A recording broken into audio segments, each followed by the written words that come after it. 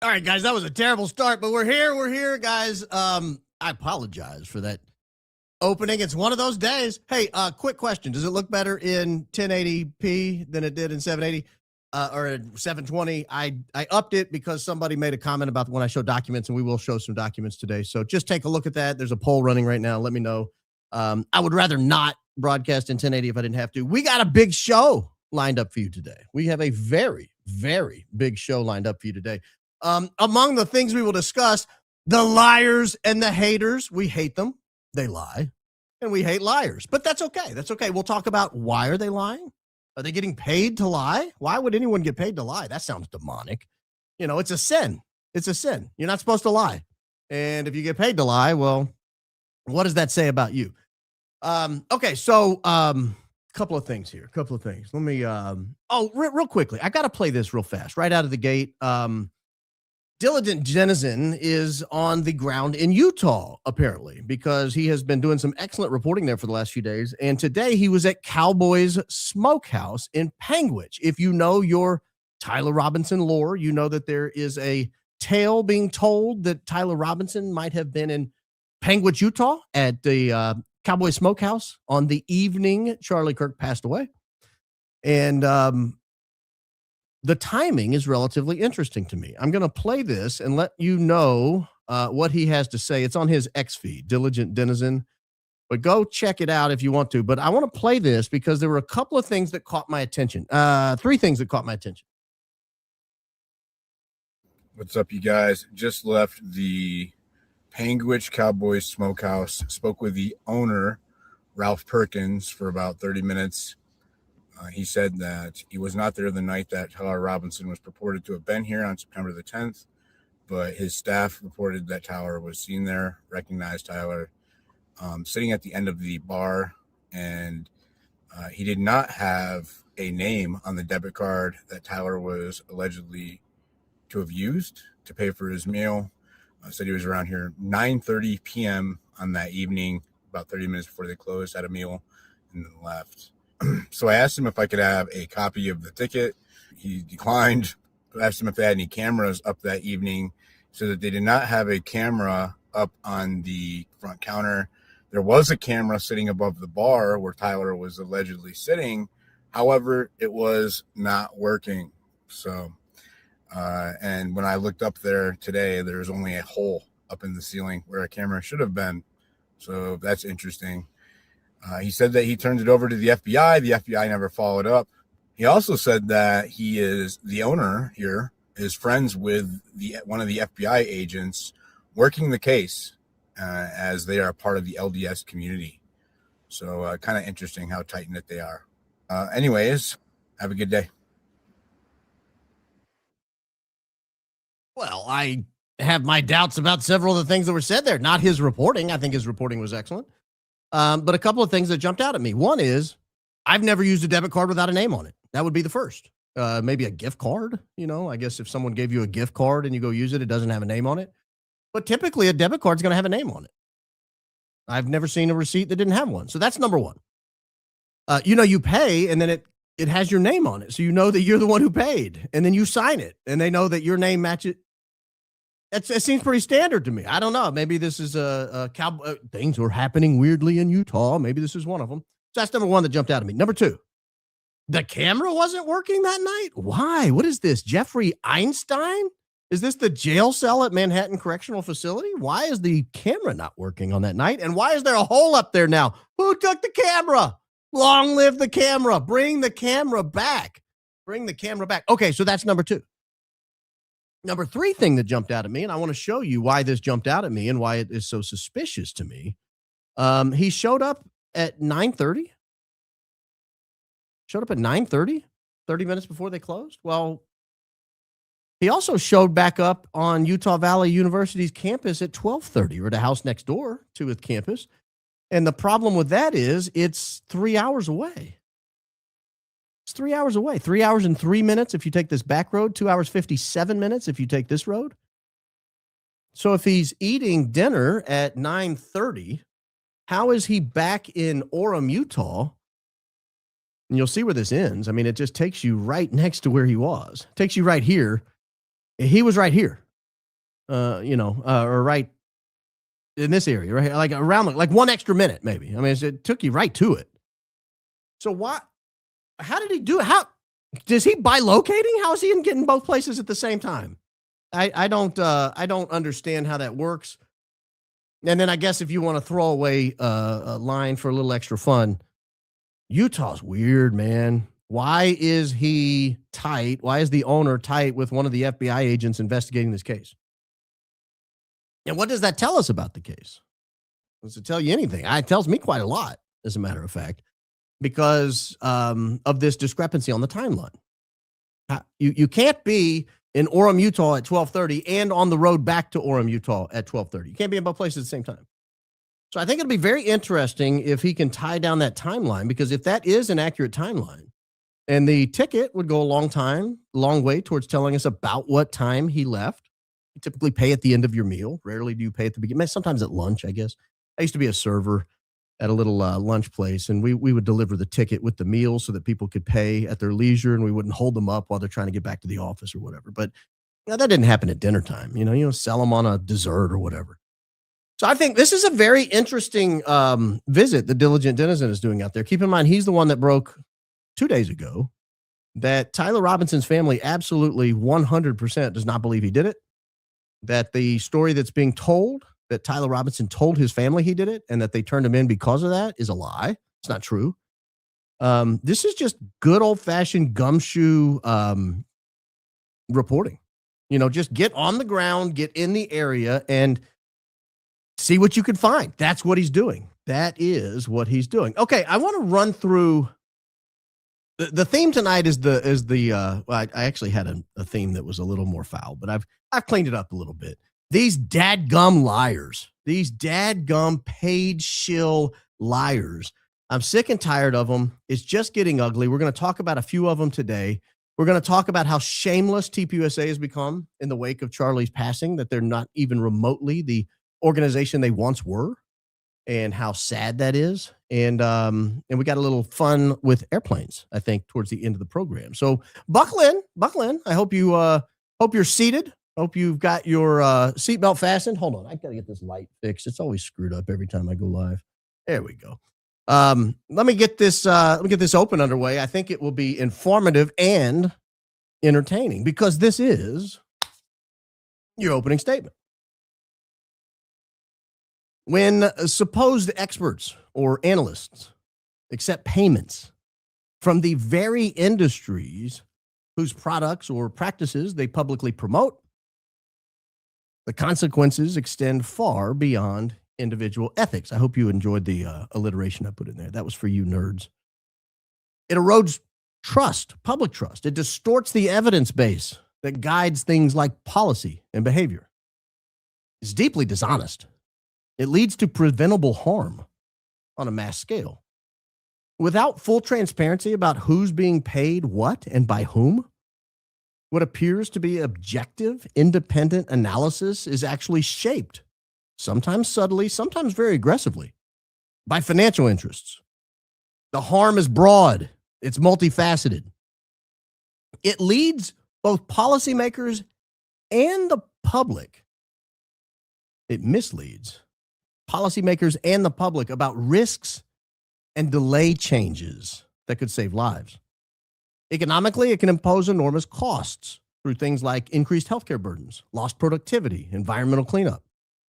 Socially, it undermines faith in institutions. It fuels skepticism that spills over into other areas. When revelations eventually surface, and they often do, sometimes though not until decades later, and sometimes it takes investigative journalism or even lawsuits or some sort of archival research, the damage is already done. Accountability is difficult to achieve decades after the harm has been committed. In the mid-1960s, concerns were growing about the links between table sugar and heart disease. The sugar industry founded the not so subtly named Sugar Research Foundation. Their job was to take proactive steps to protect Big Sugar. Internal documents show that the industry was alarmed. Emerging research, a lot of it linking sugar to heart disease and whatnot, We're starting to show that low-fat, high-sugar diets often raised cholesterol, caused obesity. And rather than fund a neutral inquiry, the Sugar Research Foundation was born. It was funded by Big Sugar to do a literature review. And they hired prominent Harvard nutrition researchers. And the industry paid them handsomely. The Sugar Research Foundation not only provided the funding, it also selected the papers that would be included in the research. It supplied critical studies for rebuttal of other research, and it reviewed drafts. And it explicitly directed the work of the scientists to emphasize things like fat and cholesterol as the primary dietary culprits, while, of course, downplaying and critiquing evidence that sugar might actually be the cause. The result was a two-part review. It appeared in the prestigious New England Journal of Medicine back in 1967, and it concluded there was no doubt that reducing dietary cholesterol and replacing saturated fats with polyunsaturated fats were the key that would prevent or even reverse heart disease. And it applied a very skeptical lens to any study implicating sugar. Crucially, the Sugar Research Foundation's role, including their funding, their influence, it was never disclosed. This was a standard practice at the time. There weren't as many conflict of interest requirements, disclosure requirements. Those that existed were minimal. I don't want to say minimal, but basically non-existent in most journals. Most physicians, nutritionists, and even the public had no idea that this influential paper, this groundbreaking study that helped steer dietary guidelines towards low-fat recommendations for decades, was actually shaped, funded, and created by Big Sugar. The 1980 U.S. Dietary Guidelines, all subsequent advice focused heavily on fat reduction while ignoring added sugars. This contributed to a shift in the food supply, believe it or not. All of a sudden, mass production of food that was low fat, high sugar started being consumed by everyone. It also happened to coincide with skyrocketing and unprecedented rates of heart disease and obesity. Revelations came only in 2016, just 10 years ago. Researchers at the University of California, San Francisco published an analysis of internal Sugar Research Foundation documents, and the exposure highlighted how industry-sponsored research had successfully cast doubt on sugar's hazards and promoted fat as the dietary villain in heart disease. Well, that's sugar. What about drugs? Well, by now we're mostly all aware of Purdue Pharma's handling of OxyContin and how it represents one of the most consequential examples of this type of pay-to-play fraud in modern pharmaceutical history. OxyContin was introduced in the mid-1990s. It was a controlled-release opioid for moderate to severe pain and was aggressively marketed as having a lower risk for addiction and abuse compared to other drugs on the market. These are claims that company documents and later admissions by company employees showed were at best misleading. Company trained its sales force to tell doctors that the risk of addiction was less than 1%.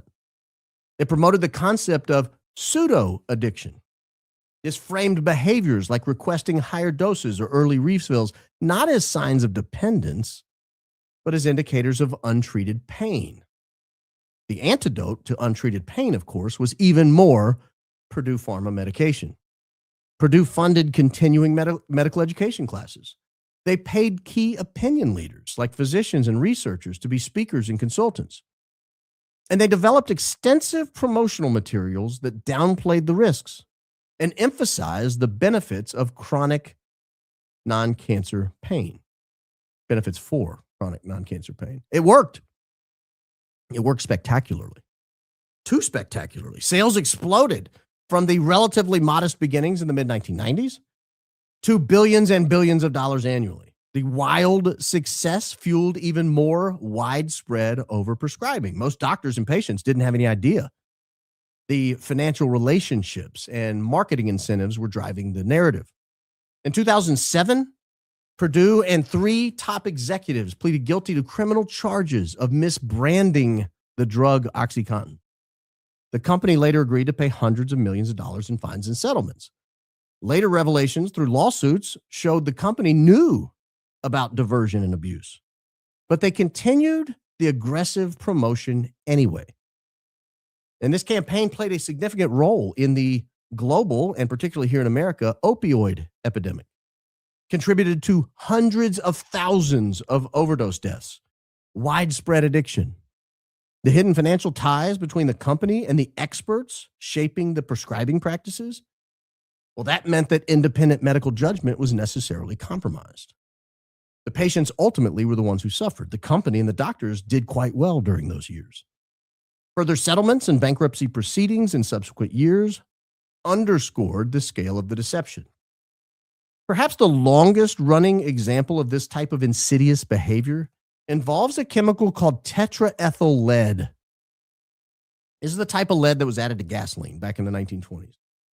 It was a partnership between giant companies like General Motors, Standard Oil, DuPont, and they did it through a company called the Ethyl Corporation. Even at the time, lead was known to be a pretty potent neurotoxin. There were even documented cases of poisoning among the workers who were merely handling the tetraethyl lead. In October 1924, a disaster at a Standard Oil refinery in Bayway, New Jersey, saw dozens of workers suffer lead poisoning. Symptoms were hard to miss. They included things like hallucinations, insanity, and several deaths. Several incidents occurred at other facilities. Rather than halt or even seriously investigate this widespread use of tetraethyl lead, the industry naturally downplayed the risks. They argued that the extreme dilution in gasoline made public exposure relatively negligible. At a 1925 U.S. Public Health Service hearing, industry representatives framed concerns as limited to refinery safety. There was no broader public health concern, they argued. Experts advocating alternatives were marginalized. Public hearings were shortened or even canceled. The industry changed the name of the molecule from tetraethyl lead to ethyl. They promoted ethyl gas, and they avoided the word lead in marketing to prevent alarm. They influenced or supported research that minimized the dangers and even later attacked the independent scientists themselves. Their favorite line of attack, tell me if this sounds familiar, was to accuse these scientists of being crazy or evil, or at the very least fraudulent or biased. For decades, most people, including drivers, parents, and even many physicians, had no idea the extent of the lead gasoline industry's knowledge of their own product's harm, much less of the efforts to suppress concerns being raised. Leaded gasoline remained pretty dominant until catalytic converters necessitated its phase-out beginning in the 1970s. The United States did not officially ban leaded gas until 1996. Long-term consequences of the leaded gas that you were alive at the time, all lived around. Widespread IQ reductions, millions of premature deaths, increased rates of behavioral and cardiovascular issues, persistent environmental contamination. These are just 3 cases. There are countless more that share striking similarities. Industries face inconvenient evidence, responded not with open scientific debate, but with targeted funding, selective research, narrative control, and secrecy about their conflicts. In each instance, the payments or the incentives were largely invisible to the public, and even to many in the relevant professions at the time. Revelations almost always came too late, but they only came through persistent researchers digging into archives. Maybe they relied on whistleblowers or lawsuits, sometimes investigative reporting. And in nearly every single instance, it was long after the policies that were shaped had already accumulated harm. The broader lesson here is pretty clear. Undisclosed industry funding, undisclosed research, undisclosed funded messaging creates this systemic bias. It protects the insiders and it harms the public. The pattern has been perfected. And unfortunately, it's being pushed into non-industrial usage. Tonight, we'll take a look at a few of the people being paid to shape public opinion on what is perhaps the most high-profile and consequential political event of the past several years. And that is the investigation into who killed Charlie Kirk, how, and why. And that is your opening statement. And it is an absolute persistent menace that so many people are on the payroll pushing this Fed slop narrative, some of them now admitting they are, in fact, Feds. They're just flat out admitting it. That's where we've come.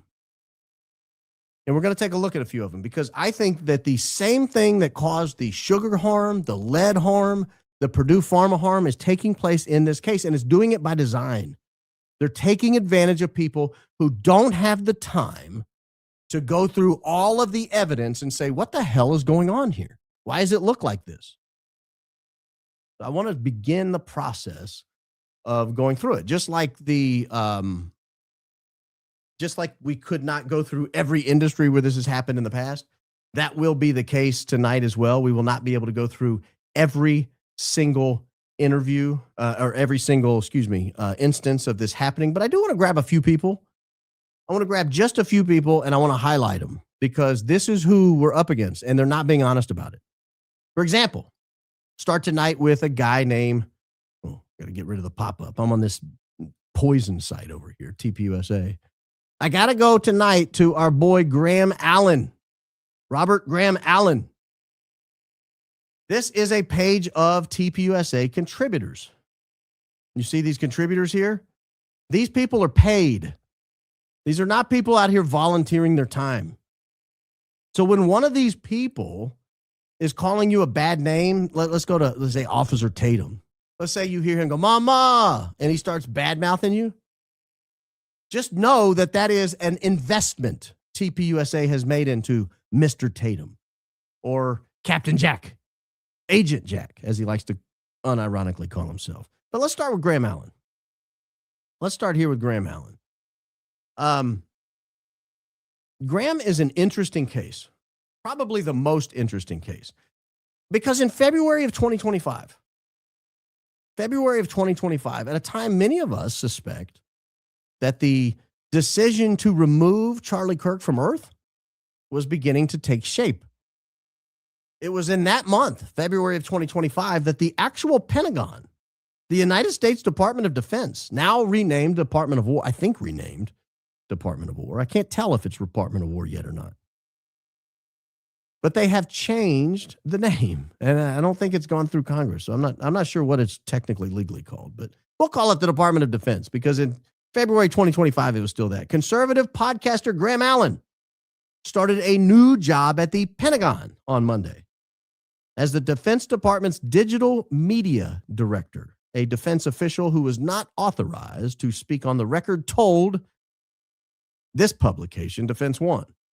According to an email sent to the Pentagon's public affairs staff, Allen, quote, will further strengthen our ability to communicate effectively. The official did not provide any details about Allen's job description. I've been asked by the president and by Secretary Hegseth to serve my country again and come to D.C. specifically to help with the Pentagon side of things, Allen said in a recorded message on his Dear America podcast. And that's all I'm going to get into there. Why all the secrecy, guys? It's a public position. It's a public position. Why are we being so secretive about it? Well, I'll tell you this. I've not seen any notice that the job is terminated.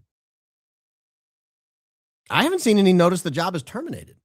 But Graham Allen is out there, and he's one of the chief defenders of the Tyler Robinson did it all by himself narrative. He's out there on a daily basis attacking Candace Owens, almost on a daily basis. It's pretty ludicrous if you just go through his X feed, listen to his podcast. Oh, about that podcast. We'll talk about that in a second. Here is an X post that Graham Allen put up that was quote tweeted by the Secretary of Defense himself. And he is looking awfully ominous in this tweet, if I do say so myself. Doesn't look like a very friendly character. I guess they let him keep his mohawk for some reason. As stated on my show this morning, I've been asked by POTUS and SecDef to serve my country again. When you get the call to serve your country, you answer it. Okay. You need to get, well, I'm not going to comment on this shirt. I will. You need to get the call to get a shirt that fits. Okay. Congratulations, Graham. Looking forward to working together to serve the country and American warfighters. That is noted Secretary of War Pete Hegseth, who still has not figured out how to do a full thruster to depth and extension. But I don't hold that against him, ladies and gentlemen. Thrusters are tough. Okay. What did he do there? What did Graham Allen do at the Secretary of War or the Department of Defense? Well, we have an example, or we have an explanation here in Yahoo, the Yahoo News. The X account, known as the DoD Rapid Response, has more than 155,000 followers and says it supports the mission of SecDef and fighting against fake news. It's managed by Graham Allen, a former conservative podcaster who's now the Defense Department's Director of Digital Media. That's interesting. DoD Rapid Response. Is that kind of similar to the FBI Rapid Response that was trying to troll Candace Owens and was dropping all kinds of crazy stuff on her one day? That's weird. Why don't we just go fight wars? Why do we need podcasters tweeting for us? So it's a weird, not who I would call. I would not call him. I would call other people. It was while he was there that Graham Allen assumed an even other role, a new role. This is back in June of 2025. I don't know what this news publication is. Midas News, Meidas News. I don't know what that is. Midas. This is Pete Hegseth allowed DoD senior advisor to enter Rumble streaming agreement. Graham Allen mocked media and Pentagon staff while announcing his dual role. Got a pop up. Oh, there we go. Graham Allen, the MAGA influencer and podcaster recently appointed to a senior advisory role at the Department of Defense under Pete Hegseth, has rejoined his Dear America show while continuing to work for the federal government as a special government employee without a salary. Huh? So I guess he got rid of his salary so he could go back into podcasting? But he stayed at the Department of Defense as Allen's dual role, both as DoD special government employee and right-wing media personality, blurs the line between government work and partisan media. Allen originally took a break from his show to work for Hegseth at the DoD. During his return to his show, Allen dismissed the authority of the federal courts while working for the Department of Defense. Encouraged Donald Trump to ignore judicial rulings while working for the Department of Defense. Launched personal attacks on journalists while working at the Department of Defense.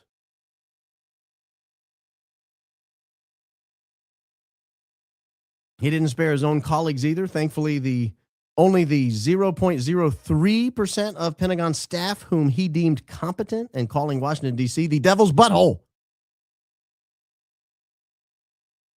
This was his tweet here. I want to say thank you to the 0.03% of people that are actually worth a flying you-know-what at the Pentagon. You imagine you're a lifer at the Pentagon. You're putting in work, man. You're 22 years in. You're just, whatever it is you're doing, man, planning the next, country full of brown people to invade.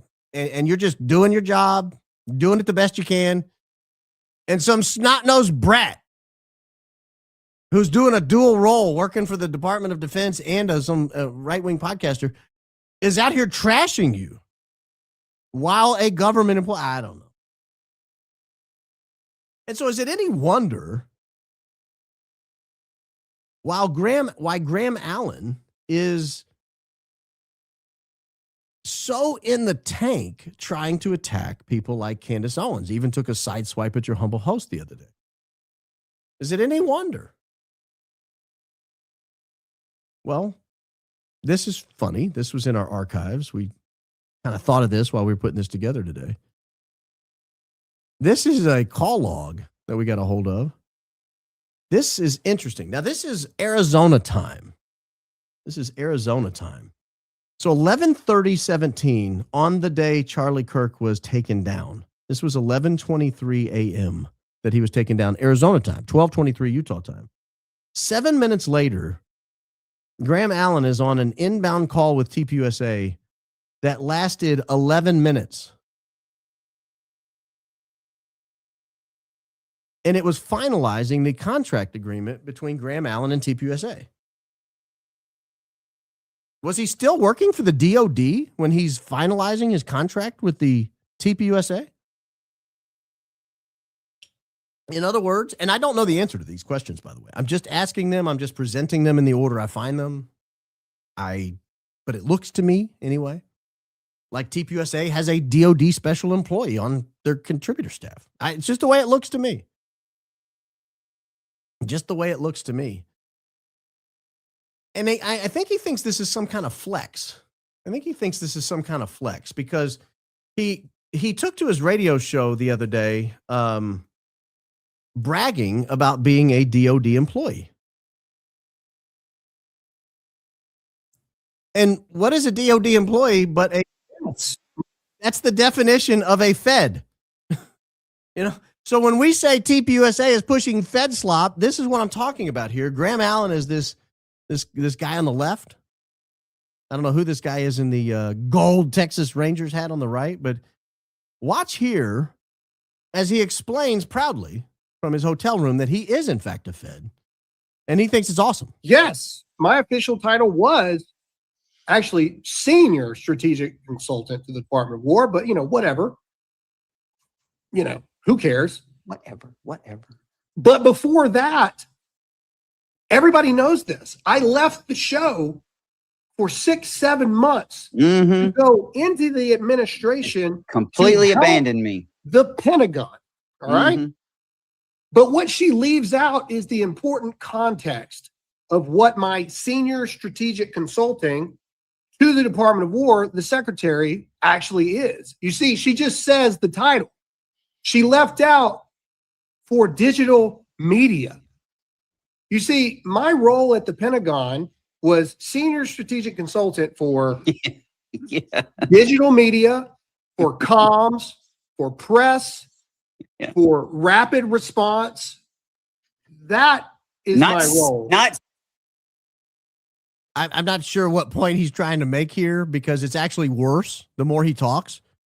I actually would rather you be wargaming and not be on the payroll to manipulate the public. That would actually be an improvement, Graham. The fact that you're bragging and you think it's some sort of a mitigation strategy to say, no, I wasn't planning the invasion of Iran. I was just planning on how to manipulate the masses to support the invasion of Iran or whatever it is you were hired to support. I was just doing things like digital media, communication, social media, running the rapid response account on X. This is not helping your case, sir. Your case is actually eroding by the second. Sand tabling and war planning.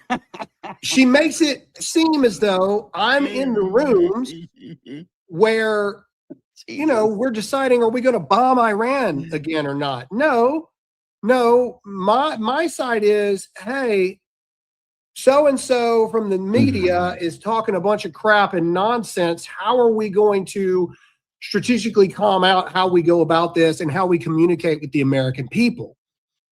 I'll translate. Candace is out there saying Tyler Robinson didn't solely plan and execute Charlie Kirk.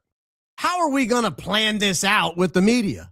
That's exactly what he's saying. He did 100%. He was paid by your federal government to do this exact thing. And now he's on the TPUSA payroll doing this exact same thing. I don't think you're making your case any better, sir. I'm confident you're not. Now, I'm very proud of that work, and it's well, at least he's proud of it. I'm very proud of the manipulation I gave to the American public. I'm very proud that I was able to snow them under as often as I was. I'm pretty good at it. You give me a BS set of facts, and I will create a golden turd, and I will flush it down people's throats. I will make them love the turd. He just outlined precisely what he's doing every single day with Candace Owens. And apparently your humble host got a taste of it the other day as well. He did this for the federal government. He did this for the feds. He was a Fed doing this exact same thing.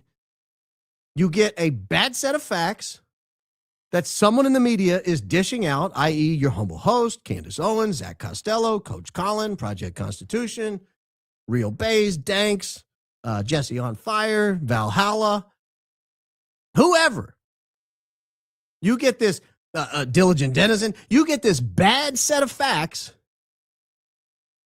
and you got to go and get a professional like Graham Allen with a mohawk. You get a professional to tell you how to shovel Fed slop on top of it. How are we going to snow under the public and make them believe us over them? That was his role. That's what he's describing anyway. I don't think I'm misstating that. It's a very important part. But that's also a very key piece of information to leave out when you make a statement like, the Department of War murdered Charlie Kirk. Do you know what Graham Allen was doing before Charlie Kirk was murdered? Senior strategic consultant for the Department of War. And then she leaves it to the audience. You tell me what that means. I'll tell you what it means. It means you're a Fed. It just means you're a Fed. That's all it means. It means you're a Fed. I don't care what the rest of your title is. Your job was to dish out Fed slop. You're still doing it, sir.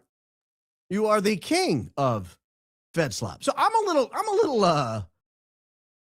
little intrigued by these people that TPUSA has on the staff. We'll talk about a few more of them. I got 2 or 3 more of them lined up. Let's go to the next Fed slopper in chief, who's just out there promoting the TPUSA position day in and day out. I have no idea why. Mama, it's just true, Mama. It's just true. Brandon Tatum. Oh, is that him on the TPUSA list of contributors? Meaning you're probably, in all likelihood, almost certainly getting paid $10,000, $20,000 a month, probably. That's the rumor. To shovel TPUSA doo-doo down people's throats? Yes. That's exactly what that means here. So we actually know when he started shoveling TPUSA doo-doo. We have a note right here. This is when the doo-doo shoveling started. For immediate release. Brandon is back, baby. TPUSA welcomes back Blexit co-founder Brandon Mama Tatum as the newest contributor. Dateline Phoenix. Turning Point USA thrilled to announce that Brandon Tatum, co-founder of the Blexit movement, former Tucson police officer. Wasn't there some fort in Tucson? Is there a fort in Tucson? Is there some fort in Tucson? There's some fort in Tucson, I think. Former Tucson police officer and prominent's doing a lot of heavy lifting there. Prominent conservative commentator has rejoined TPUSA as the newest addition to its growing team of contributors. Yes, ladies and gentlemen. So we even have a date when the doo-doo shoveling began again for Brandon Tatum. So if Graham Allen's out there shoveling doo-doo, he's on the payroll. He's apparently a Fed, or at least all evidence seems to point to he's a Fed.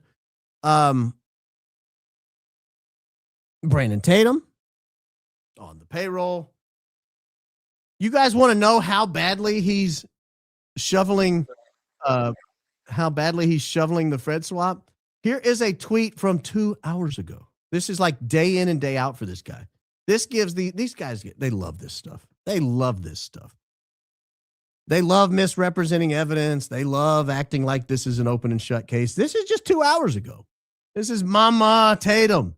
Tyler Robinson's defense isn't going to argue about trap doors or exploding microphones because they know the prosecution has a mountain of DNA. What's a mountain of DNA? Like, if we're being honest, what's a mountain of DNA? DNA is pretty tiny. It's like a molecule, right? I mean, it's tiny, tiny little DNA. You can't even see DNA. What is a mountain of DNA? Now, they got a mountain of DNA. They also have surveillance and Discord evidence against him. Guys, let's just take these three real quickly, just because I didn't even plan to do this, but I'm going to. Just let's just go through these one at a time, because this is so boring. These people bore me to tears. It's his gun. I have a number of firearms. I have a knife addiction. You know, everything I own has my DNA on it. Everything. If you took a weapon out of my house, it's going to have my DNA on it. I just promise you it's going to. So that's not very compelling evidence as I see it. Surveillance. I've seen the surveillance, sir. I've seen the surveillance that Kash Patel admitted was enhanced. And I've seen the surveillance that Kash Patel did not admit was enhanced. And it looked like, I mean, it could have been a 5'3" black woman. It could have been a 5'9" Hispanic guy. It could have been a 6 foot tall Chinese guy. It could have been a 6'3" white guy. You can't tell what that is running across the roof. You just can't tell. So that surveillance footage doesn't mean much. And Discord evidence. Oh, we talked about the Discord evidence. Officer, sir, senor, Mr. Tatum. If it turns out he was in custody before the Discord evidence was created, is that going to change your opinion you're giving on this video here? This is an open and shut case. Well, I'm glad he's no longer on the police force. And the defense is simply trying to secure a life sentence instead of the death penalty. I don't believe that's true at all. I believe this is a paid-for TPUSA spin. They're getting their money's worth. Let's just take a sneak peek. I don't even know what this is going to say. We're watching this live. We'll live react together, guys. You cannot, in a reality, in a world that we live in that's reality, you cannot make astronomical, outrageous claims without evidence. Yeah, and that's what they're doing. That's all I'm going to show. I can't listen to him. That is one guy I cannot listen to. I absolutely cannot. You know who else can't listen to him? TPUSA. Watch this. This is from the TPUSA texting archives. We don't break these out very often. We should break these out more. This is a text conversation that we got leaked. Marina Minas, who is in front of them in the two big ones. They're talking about the positioning, where the tent's going to be positioned, where the booth's going to be positioned at a TPUSA event. This is a TPUSA employee. He says, rumble on the left side, to be determined on the right side. Usually RAV, that's Real America's Voice, but can't have them there if Brandon Tatum is there. Fox or possibly Salem. I don't know why Real America's Voice can't be there if Brandon Tatum's there. I haven't had a chance to follow up on that. Would be easier if we didn't have Brandon at all. Kind of a headache. Bro, they hate you. We haven't even shown the Alex Clark ones yet. You'll love those when we get to those. Kind of a headache, this Brandon Tatum guy. Oh, we should have him being one of the major people that defends us out there in public while we're trash talking him and doo-doo talking him behind the scenes. Kind of a headache, that Brandon Tatum is.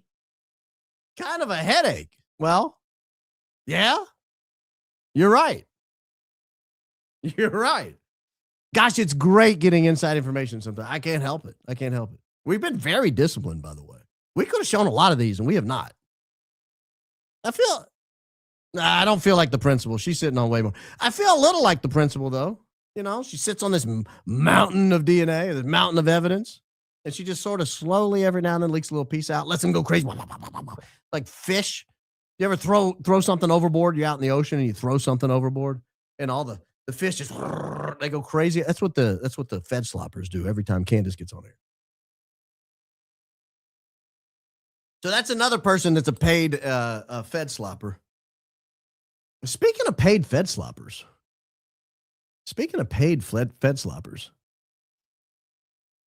I want to go back in time. And I want to look at just a few little tweets here. Nothing crazy. Just a few little tweets about TPUSA from our good friend, Paralyzed Testicle. Here he is. Paramount in Practical. Here he is. Just talking about TPUSA starting in mid-October or so. I think it was TPUSA drone getting video content. According to TPUSA, UVU didn't want them flying drones. UVU doesn't have the authority given the FAA-controlled airspace, but they may have acquiesced out of courtesy. Okay, so he's just doing a little drone lifting here. I think you're missing the point here. If it was as simple as a block and move on, we would not be having this conversation. It's calls from hundreds of people, threats via DMs, emails, exciting harassment, or worse. Blake Bednarz has pictures of his family posted with claims he was affiliated with TPUSA and part of a cover-up. So that Paramount Impractical out there defending Blake Bednarz, friend of the show. New images and photos coming out every day. This is October 9th. Do you really believe what was blasted all over the internet in the first couple of days or even weeks with the thousands of phones and professional photographers and videographers on the ground was all there was? I actually suspect that TPUSA or people within, in an attempt to clear these guys, leaked these photos.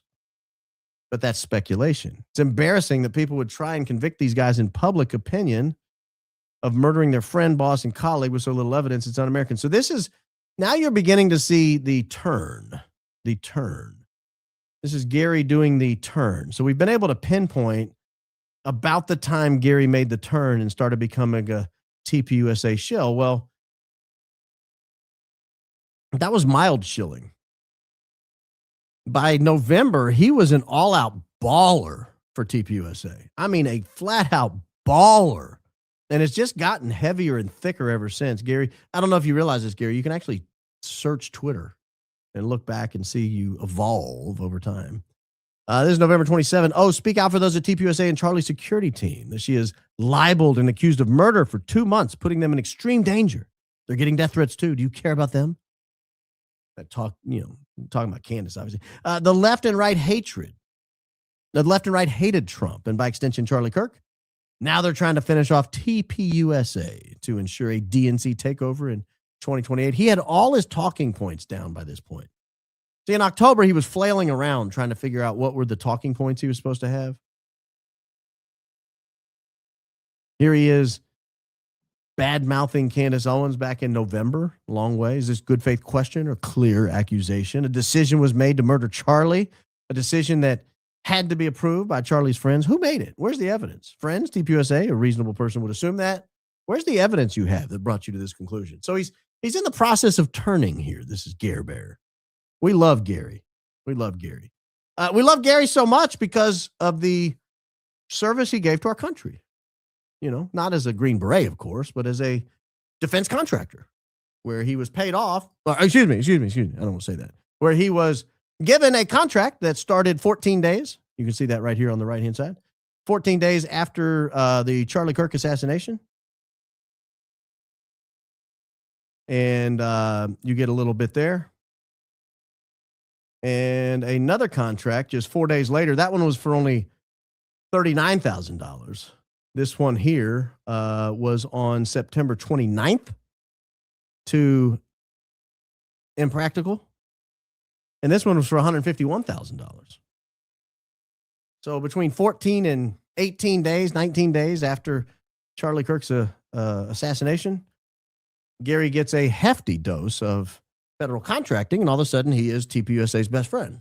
I found Gary shortly. I'd never heard of Gary before, but I found Gary shortly after Charlie Kirk went down because I didn't understand the ballistics of what a 30-06 could and couldn't do. So I was watching a lot of videos.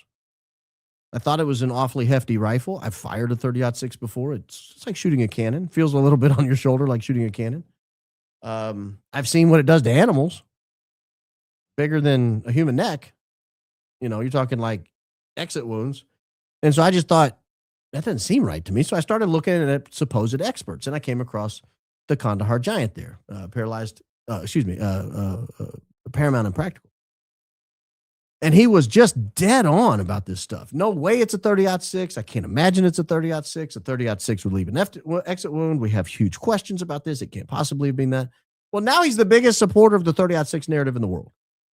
And he constantly points to, Martin Luther King got shot with 30-06. It didn't leave an exit. Yeah, it did leave an exit wound, actually. Paramount. It actually did. It entered his face. It left his lower jaw, left and was back in the air, and then it entered his neck.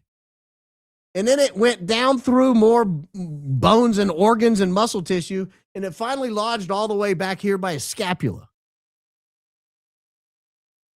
And so it actually did have an exit wound after smashing one of the hardest bones in the body, the skull. But I digress. So this is just an example of people that, if you're just scrolling X, you may not know these are bought and paid for shills. You may not know these people are paid off. You might think these guys are out there just hustling, trying to get an audience like the rest of us. No, not at all. That's not at all what they're doing. And it was so surprising to me this last week when I saw that one of the chief critics of Erika Kirk and of TPUSA is now allegedly, by his own admission, I don't think I'm saying anything that's out of school here, on the TPUSA payroll. I will show you an example here. This is a guy named Andrew Wilson talking to someone above. As always, Andrew with the worst explanations to defend Erika and TPUSA. How does he respond? Nothing to do with Erika Kirk.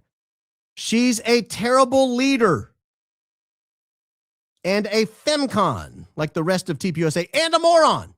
Well, ladies and gentlemen, as hard as I've been on these people, and I've suggested perhaps Erika Kirk would better serve her very young children by going home and raising them and leaving the business of running basically $1 billion operation to somebody more qualified. I've never called her, I don't believe, a terrible leader, femcon, and a moron.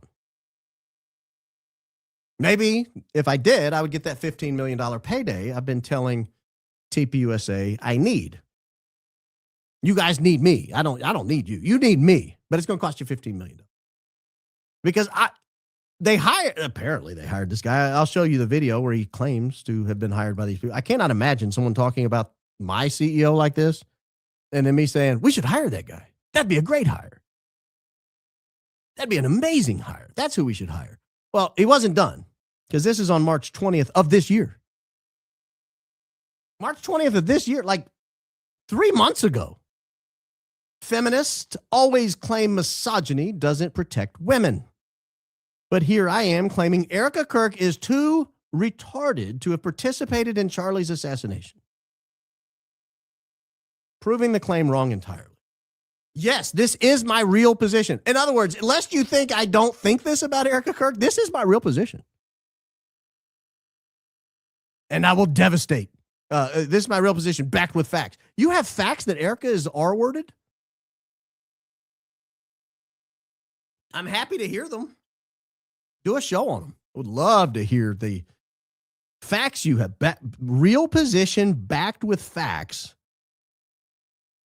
that Erika is this, too R-worded. That's incredible. It's an incredible claim. Incredible. I'm genuinely curious. I want to see these facts. But Baron, surely you're done. Surely they wouldn't hire a guy who said more than that. Oh? You don't think TPUSA would pay money to a guy who talks like that about women? Settle down, friends. Just talking to Officer Tatum. I see you posting pretty fervently about Fuentes being some sort of nefarious character for his opposition to TPUSA. I also had opposition to TPUSA on many issues, though I did think Kirk did more good than harm, and said so publicly, indicating he opposed TPUSA and thought Charlie Kirk at least did some harm. He opposed TPUSA and at least thought Charlie Kirk did some harm. Okay, well, that's maybe doing better. Surely that's it. It's not like you're out there bashing the women of TPUSA or making fun of the Women's Leadership Summit or anything, right? Right? You didn't make fun of the Women's Leadership Summit. That was like Charlie's baby. He loved the Young Women's Leadership Summit. Oh, no. Of course, not my thing. But I definitely took on TPUSA feminist bimbos and wrecked them often enough. I would argue in many ways Fuentes was successful. TPUSA feminist bimbos? feminist bimbos? What? No. Really? That's got to be it. That's got to be it. Surely we're done. There's no more. I mean, my goodness. I just told you guys up front they hired this guy. Like, how much can you possibly say about a group and still get hired by them? Well, apparently even more, because this is the Young Women's Leadership Summit. This is a feminism conference. Not a single one of these women's ideas hold up under scrutiny. Not one. Who's that on the left right there? Who's under my mouse right here? Who is this? No, let me go back up. Maybe I read it wrong. I apologize. Let me get another crack at it here. Not a single one of these women's ideas hold up under scrutiny. Not one. Oh, Lord have mercy. Not one? Not one of them holds up under scrutiny?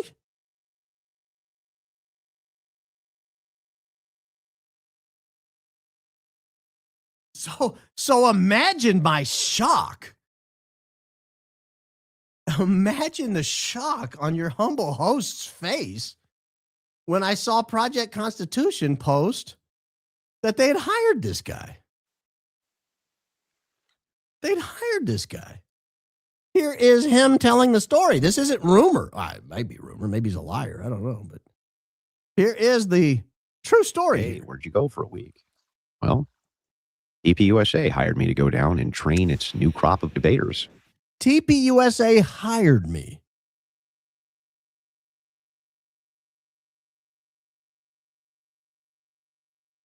To go down and train its new crop of debaters. So that's what I did. The guy who called TPUSA feminist bimbos. Went over to their Capitol compound. The guy who called Erika Kirk too retarded to have participated. In Arizona. And I started training their debaters.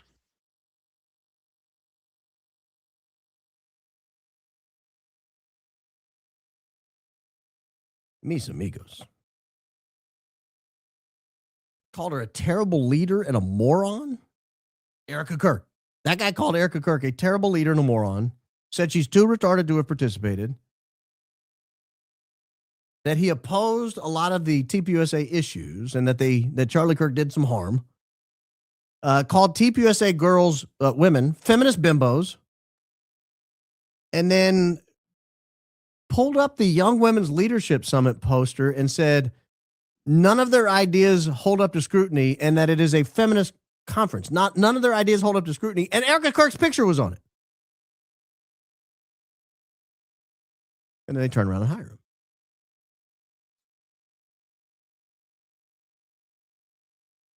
This absolutely is not the behavior of a company who is confident right now. This is desperation.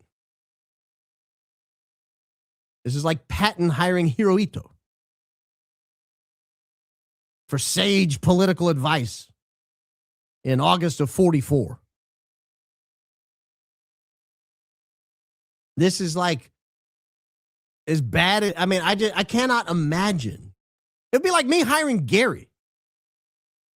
It'd be like me hiring Gary. It'd be like, Gary, I'm dying out here. Can you help me out on X? You got any YouTube advice? I know you used to get like 400,000 views a show and now you're struggling to get 2, but can you help me out here? Like Ben Shapiro hiring Nick Fuentes.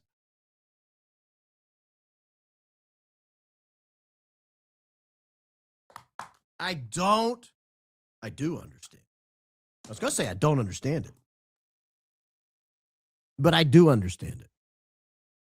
I do understand it. TPUSA is flailing and desperate. Absolutely flailing and absolutely desperate. I want to switch gears for just a minute. Because next week, and I don't know that we'll have time to do this tomorrow, so I got to do it today. We'll have, just a look ahead, we'll have a show tomorrow night or afternoon. Friday, Cassia from the Daily Freddo will be in for the members show. That's going to be a lot of fun. I intended to do that the week I had to go to Arizona on short notice, and so I had to cancel, and we've finally been able to reconnect and reschedule. We're going to do that Friday. So if you're not a member, great week to sign up for a membership. She has been killing it on her show. One of the fastest rising stars on YouTube. I mean, like thousands of views, live concurrent views, very successful channel. She's doing a great job. So she'll be a lot of fun. We're going to have a good time. And so I don't know that I'll have time to go over this tomorrow or Friday. So I want to do it now, just real quickly. We're not going to spend hours and hours going over this because I don't think it's worth spending hours and hours going over it. But there is a hearing on next week, July 6th through 10. It's been scheduled for 5 days. I believe we will get motion photography to take it back to the 1920s. Motion pictures for all 5 days. I think one of the days, maybe the first day, we will not have still photography, best I can tell, reading the judge's opinion. Apparently, the group who was supposed to do the still photography on July 6th did not file in time. They were supposed to file it 14 days out. They only filed 13 days out. And Judge Graff, man, he's no nonsense. He's not spinning helicopters in the courtroom. Not Judge Graff. No. This guy is all business. He said 14 days before. These guys filed 13 days before. They're out. There was no one else that filed for that day. So I don't know that there'll be still photography that day. I don't know how he's going to settle that. But one of the things he ordered was that the defense and the prosecution must get together and decide, for your sake and my sake, which of these exhibits will be permitted to be shown to the public. Because there's a list of exhibits. We'll show you the ones that are already public. I don't know why they would oppose those. We'll show you some of them. I'm not going to show you every single one. But they're going to show us a list of exhibits, and the prosecution and the defense has until July 6th to come to an agreement on which ones they both agree shall not be shown to the public. I'm assuming things like, morbid pictures and stuff probably won't be. But things like the photo of the screwdriver, I don't think that's been public yet that I've seen. So will we see it? So let's go over a few of these real quickly, and I will give you an idea of what it is they're talking about. First, I'll just give you an idea of what this exhibit list looks like. The defense has already lodged some objections. These are theirs on the right. Don't worry about this column on the right. We've seen this before. You've got drone images. You've got screwdriver. We've got 3 different photos of the alleged sniper perch. We've got a video of mom and kids in the crowd that probably will not be shown publicly since it has kids in it. We've got a written statement of somebody named AW. This is, this is all going to be hearsay of hearsay, and the judge is letting it in. We've got a written statement from TP, whoever that is. Those are initials. We have a video of shooting from behind questioner. I think we've all seen this one. This is the one where the guy in the red hat is on the right, and it's probably one of the more gory and graphic images. We got the video of the shooting from behind Charlie Kirk. I doubt they're going to take the screen grab from Candace Owens, which means the court might actually see that original photograph. That actual video footage. We got a written statement from TPUSA, a video of the shooting from behind Booth. I'm guessing that's the booth out to Charlie's left, to his 9 o'clock. A photo of the rifle in the bushes, and then 3 other rifle photos. That's going to be what was recovered across the street from TPUSA. The medical examiner's report. These are not the photographs. These are just the report, not the video. We have surveillance footage from UVU and doorbell surveillance footage. I doubt we're going to see a bunch of that. Probably only the stuff that's already been made public, and we may not even see all of that. We got another written statement, This written statement should be interesting. I hope we get to see this, because this is Mike Mitchell. This is the retired sheriff deputy who allegedly drove Tyler Robinson to the Washington County Sheriff's Office. And it'll be interesting if he includes a time. Much has been made of the time that Tyler Robinson showed up. The family is now insisting it was early afternoon. Or, well, I don't want to overstate that. A member of the family is insisting it was early afternoon. It'd be interesting if there's a time in this written statement from Mike Mitchell. We got the video at the Washington County Sheriff's Office. That would be definitive. That's it. That's what we're looking for. That to me solves the case. Is it either a multi-agency cover-up or not? Or at least it solves the if the video is the wrong time. In other words, if the video comes from earlier than they told us Tyler turned himself in, then it's over. This is not a Tyler Robinson deal. This is a multi-agency cover-up, and it goes all the way to the top. Then we have this very controversial recorded statement of Lance Twiggs. We've got text messages between Tyler and Lance. We have Discord chats. That'll be interesting to see which ones they show. Is it after we believe Tyler turned himself in custody? Photo of the note. This will be interesting. I would love to see this. I don't know that we'll be allowed to. That would be amazing to see. FBI released photographs. Then we have different rifle rounds from the rifle. Photos of them anyway. Photo of rifle round apparently that matches from the apartment. Photo of the burnt note from the apartment. Remember, Tyler told Lance burn the note or get rid of the note. Lance dutifully burned it, but not before he took a picture of it. And apparently he didn't spread the ashes. He left the ashes there, and it somehow is they were able to determine it was the note. We've got targets, presumably rifle targets in the apartment. We have an ATF DNA report. This is DNA collected from the rifle and the cartridges. It'll be interesting to see how many different sets of DNA they've been able to gather. We've got DNA report from the Talon screwdriver. Again, is it just one set of DNA? ATF ballistics report. This is the much disputed ballistics report on whether they were determined a match between the rifle round and the gun, the purported rifle round and the gun. We've got an ATF DNA report, an ATF tool marks report. That'll be interesting. So that's what they are going to have to get together and decide on. Which of these are they going to allow us to see? Well, some of these we already know. For example, we've already seen some of this. Like, there's no reason to hide the drone footage. It's right there. Like, we have it on our computer. So you don't have to hide the UVU police drone footage. We already have the drone footage. Do we have even more? Yeah, we have other drone footage. I think this was a news drone copter here, but this is other drone footage from the scene. You can see the Losi Center building here. You can see this is the Hall of Flags running behind where the tent is. You can see the tent poking out there.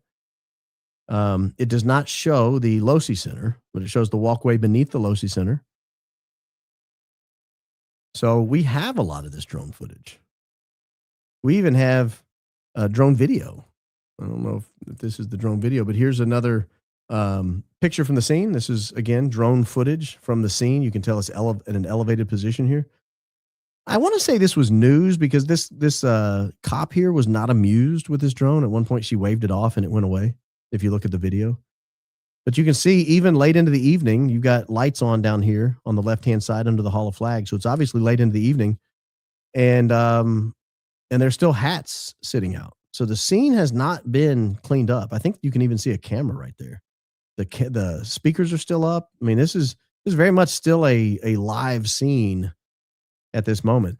So in other words, why would the defense or the prosecution object to showing drone footage that's already public? That doesn't make sense to me. The screwdriver photo would be interesting. The radio scanner said nothing was found on the roof. If you listen to the original radio scanner, the guy gets up there and he's looking for rifle casings. He mentions nothing about a screwdriver. He doesn't mention anything about a screwdriver. Now, maybe he wasn't looking in the right spot. Maybe the screwdriver's located somewhere else. So it'll be interesting to see the screwdriver photo. I think that would have great public value. No, I don't want to play this. I don't want to play the audio. But it's interesting to me that they have a photograph of this screwdriver. I'd be very curious where it was found, because if it was found near the actual perch, near the ledge, where the shooter allegedly took the shot. I hate to use air quotes so much, but I don't buy any of this story. It'd be interesting to see the photo, because if that's where it was, why did they not find it when they went up there? They were up there looking for rifle casings. Why did they not find the screwdriver? Why did they say, oh, there's no rifle casings, but there's a screwdriver. It's right there. They didn't say that. We have the pic of the rifle in a cardboard box that the New York Post has generously provided the public. I don't know why it's always the New York Post that gets these leaks, but there it is. This is interesting to me. The only reason I'd like to see this image is if they have a higher quality image, it's hard to tell with the shadowing and all this where the scope, the outline of the scope is, and what type, more importantly, you see where my mouse is right here? Behind the bolt. See this large, okay, everybody knows where the trigger guard is. See this circle down here in the trigger guard? Right above the trigger guard is the bolt. To fire this weapon or to chamber around in this weapon, you have to lift the bolt up, pull the bolt back, and then shove the bolt back forward and push the bolt down. Now you're ready to fire. But right behind the bolt, right here behind the bolt, is the safety of this gun. This is where the safety is. Now, historically, if you have an original of this vintage model, the safety is very tall. And it has to go all the way to the left in order to fire. It's all the way to the right now. I think you can see it. It looks like it to me. To fire a Mauser, that safety has to go back up into the top position and all the way to the left. It's a 3-part safety. On the left, bolt can open, gun can fire. On the right, on the top, if it's sitting straight up, you can open and cycle the action, but you cannot pull the trigger. It disables the trigger. I wouldn't stand in front of it. I mean, I'm not that confident that it disables it, but it disables it. In theory, it disables it. And when it's all the way to the right, you can't do either. You can't open the bolt and you can't fire the trigger. You can't engage the round. Well, if that safety's all the way to the right in this condition and the scope prevents it from going all the way back to the left, how did he fire the round? And so I think this is very interesting. This is a blurry, grainy image that the New York Post has given us. We have asked them, or not we, Daisy. Daisy's asked them every which way she can and asked everybody, I think, who works at the New York Post, can we get a clearer image? And all of them have ignored her. But a clearer image might tell us whether or not this rifle even could be fired in that condition. Now, to be fair to the Fed sloppers, you can take off that original very tall safety and they make a very short safety. And that short safety allows a low profile scope, which is what that appears to be. And it still allows you to turn the safety into the 3 positions. But you can't tell from that grainy image what it is. So that's an image I hope they release to the public, because I think that's a matter of great public importance. Could this rifle even be fired? And it's not gory. You guys are claiming it's a rifle, so I don't know why you wouldn't be able to show us the rifle picture. Why would anybody oppose that? I mean, we on our side of the aisle, or at least I don't speak for all of you, I don't believe Charlie Kirk was shot with a 30-06. I just don't. I don't think it's possible. However, I would love to see a rifle that could at least make the shot, that could at least fire around if it wanted to. That would at least allow me to keep entertaining the possibility perhaps he was shot with a 30-06 that acted in an unbelievable manner in his neck and did not go through. I would at least have that possibility floating around. But if you show me a high quality image and that's the original safety and it can't even go past the scope, well, we got a problem on our hands, ladies and gentlemen. So that'll be interesting. I think that would be one that I would really like to see for sheer news value. And I only display that for news value. I mean, that's why it's there. Messages between Tyler Robinson and Lance Twiggs. We already have them. So why wouldn't you show them to us? We have a bunch of them. I don't know that we have every one that's ever been sent, but we have a bunch. Look, all these are text messages between them. Well, so why wouldn't you just show us the text message? Why is that a closely guarded state secret? You already gave us all these. The only thing that you could possibly give us are additional texts that are unrelated. Okay, redact them. But what we might be able to tell from looking at the images of the text messages, timeline. What time were these texts sent? Then we can begin to build out a timeline that's a little more accurate for the day of. We can guess when a lot of these were sent, but guessing isn't very helpful. Guessing isn't very helpful. They have the ATF DNA report. The ATF DNA report. Well, we have pleadings that quote extensively from the ATF DNA report. We even have correspondence back and forth that includes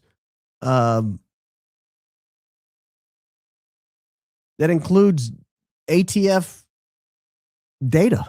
So why wouldn't you tell us that? Because I do remember everyone was shocked last time. I'm not going to scroll through that and show it, but I do remember everyone was shocked when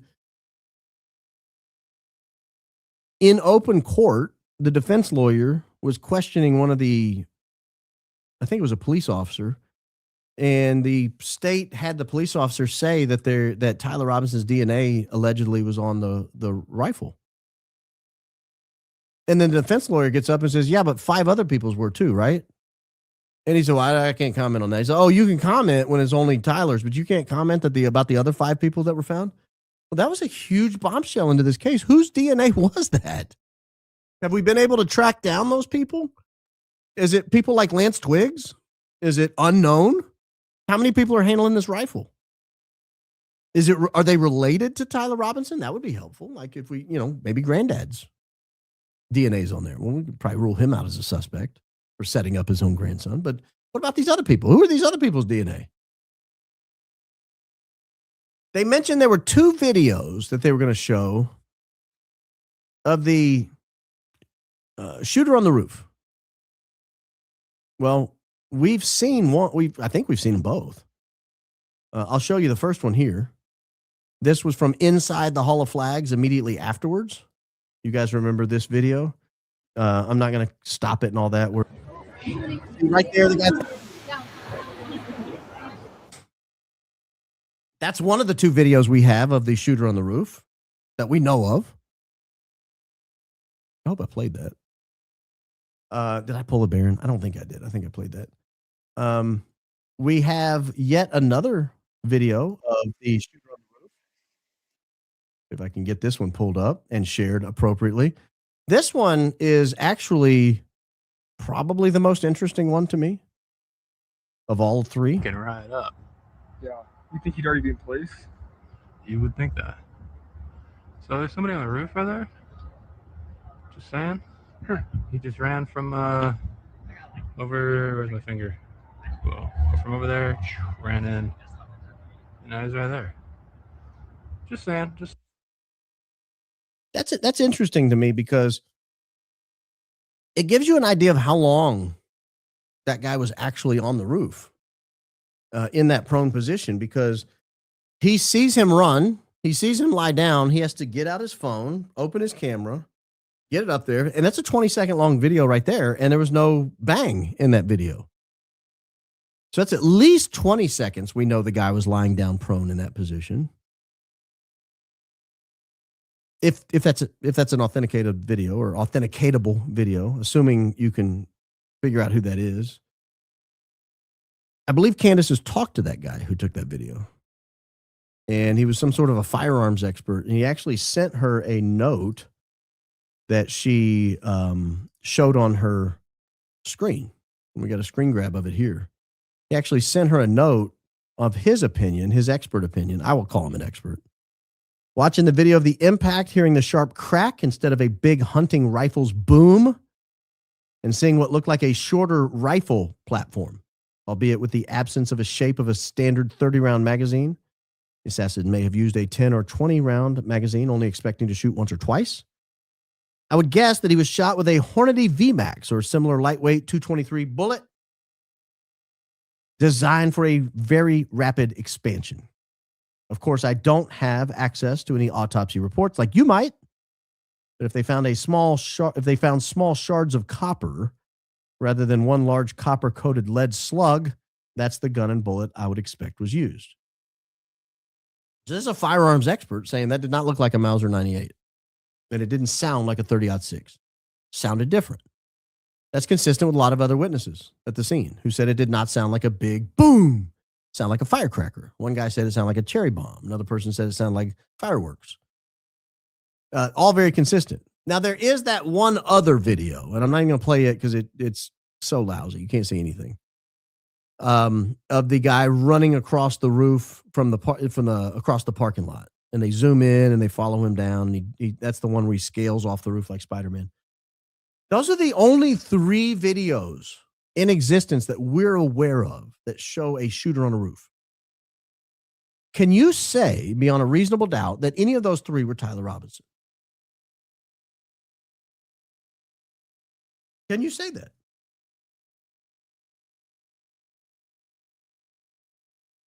Maybe I will show it if I can find it quickly.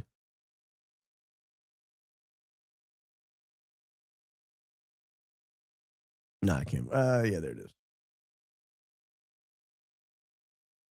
Now, if you were in court and someone said, I need you to put this guy to death, and this is the evidence, can you state with certainty this is Tyler Robinson?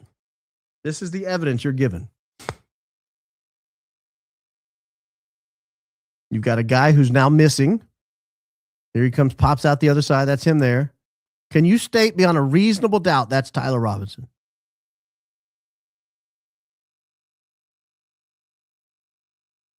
Is there anybody on earth who would look at that and say, yep, there's not a single reasonable person, there's not a single reasonable shred of doubt that that's Tyler Robinson? I am 100% convinced that that is Tyler Robinson.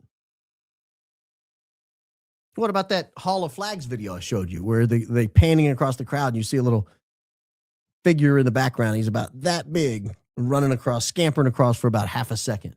Anybody on earth who would look at that and say, yep, fry him, strap him in the chair? No. And what about that guy who had the video of him lying down? He said, is that somebody on the roof? He didn't even know it was a person. Is that somebody on the roof? It looked like somebody ran over here and laid down right there. Is that a guy on the roof? So when you talk about, hey, you guys are being totally unfair. It's open and shut case, like Brandon Tatum said 3 hours ago. It's open and shut case. What is? What's an open and shut case? What's the open and shut part of this case? How is it open and shut that is Tyler Robinson? Well, Baron, they found a shoe imprint up there. Okay, a shoe that nearly everyone owns. I own a pair of Chuck Taylors. I'd like to see the shoe imprint that they claim is so clearly Chuck Taylor's. Now, maybe they have additional evidence. I don't know. But you don't either, and that's the point. That's the point. I don't know what other evidence they have. Maybe there's a video camera right on the roof, and Tyler walks up to it and goes, hi, Mom. Maybe. Maybe there's a right on the ledge, Tyler put all 10 fingers and just like carefully touched the ledge and then like carefully lifted up and said, ooh, I bet those fingerprints are perfect. If you've ever been fingerprinted, and I have been fingerprinted, when I became a lawyer, I had to go get fingerprinted to get a courthouse pass. I don't know why. But I had to, for whatever reason, I had to go in and I think I had to get fingerprinted for the bar too, but I know I had to for the courthouse pass. And I had to go in there and they roll your fingers out one at a time. And then you get this black smudge all over it. And they do your other hand. They roll them out one at a time. And that's the fingerprint. Maybe Tyler's up there rolling his fingers out one at a time on the ledge. And it's just indisputable that all 10 fingerprints match all 10 of Tyler's fingers. Maybe. But I don't know that and you don't know that. And so if you come and you say, oh, I'm confident he did it. How? What do you have? His DNA was there. It was his gun. Of course his DNA was there. His DNA is all over the rifle. Yes, that's correct. That's correct. Just like if you grab my water bottle and take it to the scene of the crime and leave it there. My DNA will be all over it. My fingerprints are all over it. My DNA is from where I'm drinking out of it. It's all over it. Doesn't mean that I drank water at the scene. Doesn't mean I was even at the scene.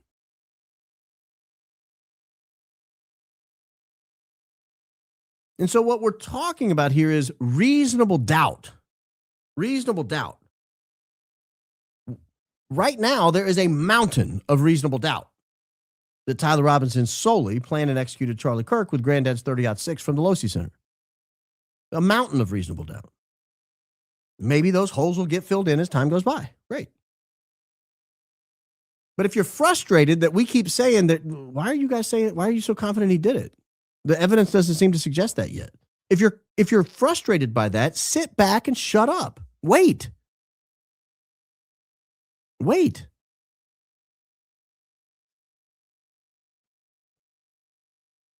Daisy, I may hold off on Section 5 here for tomorrow. All this. I don't think I can do this quickly, and we're already an hour and a half. It'll be interesting to see what happens next week. Keep in mind, this is not a situation where it's a public trial and you have to bring in actual witnesses and you have to cross-examine them the way that you would at trial. The judge's responsibility is not to weigh the evidence at all. It's just to merely say, did the prosecution produce anything? Did any have to fit the rules of evidence? Did they produce anything that I can hold this guy against his will and declare that he has to go to trial? That burden is so low. So low. I'm intrigued by the fact that Erika Kirk is going. I assumed she might. I think I made that assumption a week or two ago. I assumed she might go. But I'm very intrigued now that she is going because it's a 5-day hearing scheduled for 5 days. I don't know that it'll last all 5 days, but is she planning to be there for all 5 days? Is she going to stay at the Quality Inn in Provo? I mean, it seems a little beneath her. We'll see. I don't know if she's just going to pop in, make an appearance, or leave. We'll find out. I would suggest, if I was her attorney, I would suggest that she should stay for all 5 days. I did find one thing very interesting. So the crowd is being told not to take phones into the courthouse. I think that's fair. Most courthouses have that rule. You can't take your phone in the courthouse. Most courthouses have that rule. As an attorney, I've always been able to take a phone into the courthouse. You just tell them you're an attorney at the thing, and you maybe show them a bar card or something, and then, okay, sorry, and they let you in with the phone. I have been in hearings where even as an attorney, I was not allowed to have a phone. There was a trial 15 or 16 years ago in the federal courthouse in Alabama. It was a big gambling case, lots of national implications, huge claims both ways. And I tried to take my phone in, and they were like, you can't take your phone. I was like, I'm a lawyer, and I'm digging out my bar card. He said, I don't care. He said, are you working on the case? I said, no, I'm just here to observe. He goes, no, you can't take your phone in. I was like, really? Even as a lawyer? He's like, no. So I had to walk it back out to the car and, put it in the glove box. I noticed that Erika Kirk's lawyer, not Tyler Robinson's lawyer, not the state's lawyer, but one of the 4 lawyers she has representing her in this case, specifically asked the judge if he could have a telephone. And I couldn't figure out why. And then I started thinking, wait a minute. This is perhaps the most awkward grieving widow of all time. This is going to be a televised event. They're going to have live video footage going pretty much the whole time. It's almost assured that at some point the camera will swing over and show her. And I'm assuming they want feedback. That's the only thing I can come up with why he would have to have a phone, is so that somebody could say, get her under control. Get her to brush her hair. Tell her to take her, 75 rings off her head. I don't know what they're going to tell, but I could see them wanting instant feedback of how she looks on camera to make sure she doesn't look like a total psychopath, because it would hurt the case.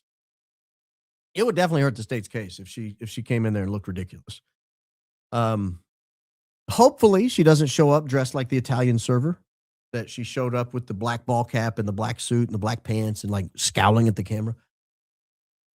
Hoping that's not how she shows up. If they pay me the $15 million that it's going to cost more than that. We're up to 25. Give me the $25 million and I will help her pick out an adequate outfit for the occasion. I will talk to her about what is and is not appropriate in court. But I'm not doing it for free, so I'm not going to give you my advice here. But hopefully, the only piece of advice I'll give her is don't dress like you did in that video. Leave the ball cap at home. Don't scowl. Just be normal. I know that's tough at times, but be normal. As your newest employee said, don't act R-worded. Don't act R-worded. It's not going to help your case. Not going to help your case. If you've enjoyed the program, go ahead and hit the like button. It does help the program sort of get fed out into the YouTube algorithm. If you are not subscribed, by all means, please subscribe. Happy to have you. I want to show you real quickly. Our merch has been doing exceptionally well the last week or so. If you have never had an opportunity to check out our merch site, just go to realbaronpodcast.com. It'll look like this when you pop up. There's some videos here. You can either scroll down to the merch or you can come up here and hit the merch button at the top. It will take you down here, and then you click this button on the upper right-hand side that says View All, and you get access to the whole merch store. Got baby items, got items for the ladies, items for the gents. Got our Bull Butter shirt. That's a popular one. Go Max apparel for the 4th of July. We have our Go Max with the cross and the flag. The OG outfits here. The RBP High IQ outfit lineup. The Hold Please mug is still the highest selling item on the merch store. The second is the Holy Mackerel shirt. Apparently, people love the Holy Mackerel shirt. I love this Love You My Bee thing we have here. So a lot of cool stuff. Got the on-air sign. A lot of really cool stuff up here. Got a little drink water bottle if people want to join in there. This hoodie right here, this midweight hoodie, the RBP unisex midweight hoodie, is my favorite hoodie in my arsenal, in my closet. I love this hoodie. I've got it in bright purple, and I love it. I look kingly in it. I look kingly.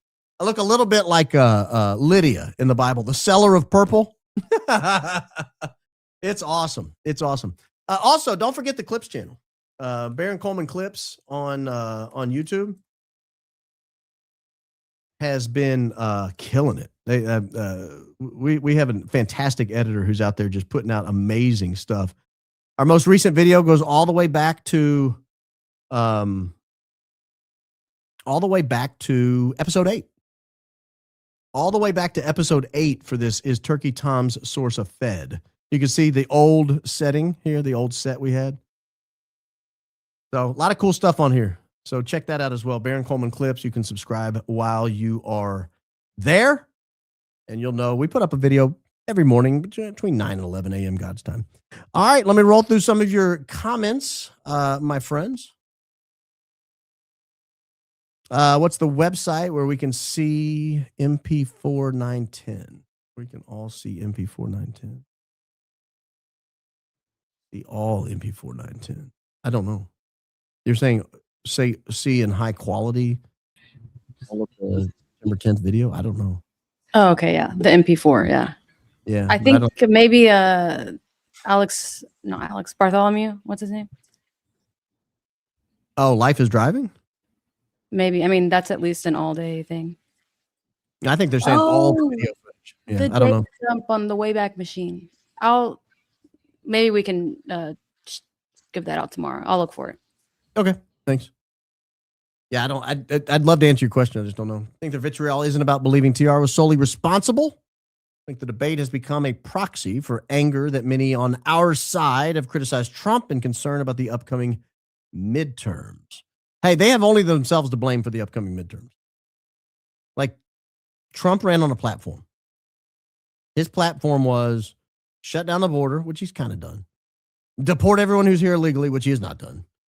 No new wars, which he has not done.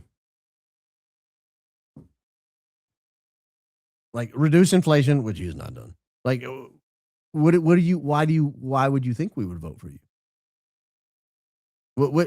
Which part of that says, oh yeah, vote for us, we'll do even better next time?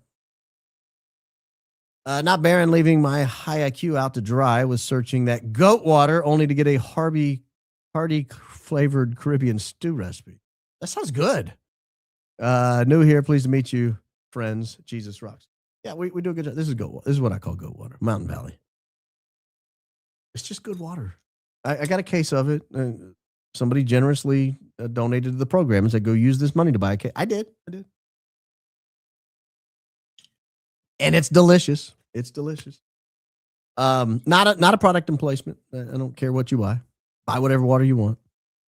But I'm glad you're new here. I love having new people drop by.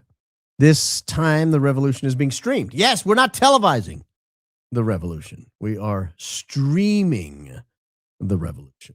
Debate me, bro. Debate me, bro. Okay, Mr. Calm, I'll debate you on what's the best dinner. What did I have today? I had something good. I had a chili over hamburger meat, over like hamburger patties. It was good. It was good. Adding the water convo finally splurs on a countertop system. And love it. Best water ever. Money saving idea for your consideration. God bless you and yours. Bear. That does sound good. I might try that. Probably not going to. Love you and your work. If you were Thomas Massey for the rest of this term, what would you do? Anything that could help with CK's muck duck. Well, first thing I would do is what he promised us he would do, and he's not done, which is release all the names he knows that are in the files. That would be easy enough. That would be easy enough. He's not done that. I'm a little disappointed to date that he's not done that. Anything on the Charlie situation that he can do? I don't know. I can't think of anything off the top of my head. Oh, verdict shows we're right. CK didn't die for us to argue case. That's correct. In my opinion, he died to open eyes of regular people and protect from corruption. It's a real shame he died only for some to wake up. Christ is king indeed. A lot of people have woken up, though. I think the Republicans would have cruised to re-election if Charlie Kirk had stayed alive. I think taking out Charlie Kirk was a massive miscalculation. Number one fan from Furcrest, Washington. Thanks for getting me through my route today and always in the brown truck. Christ is king indeed. We love our brown truck people. 1080p, please. High IQ outfits deserve high fidelity. Well, we're doing it today. I'm going to go back and look at the replay and see what it looks like. See if the stuff I pulled up was any clearer. I never wanted the 1080 just for the sake of me. I'm not vain. I don't care what I look like. I actually liked the 720. It kind of had a softer, more intimate feel to it. But someone made a compelling case in the comments of one of the videos. If you go 1080, we'll be able to read the documents a little easier. And I went back and looked at the documents. I was like, yeah, they might be right. So we'll see how it goes. Hit me up when you get a new mic.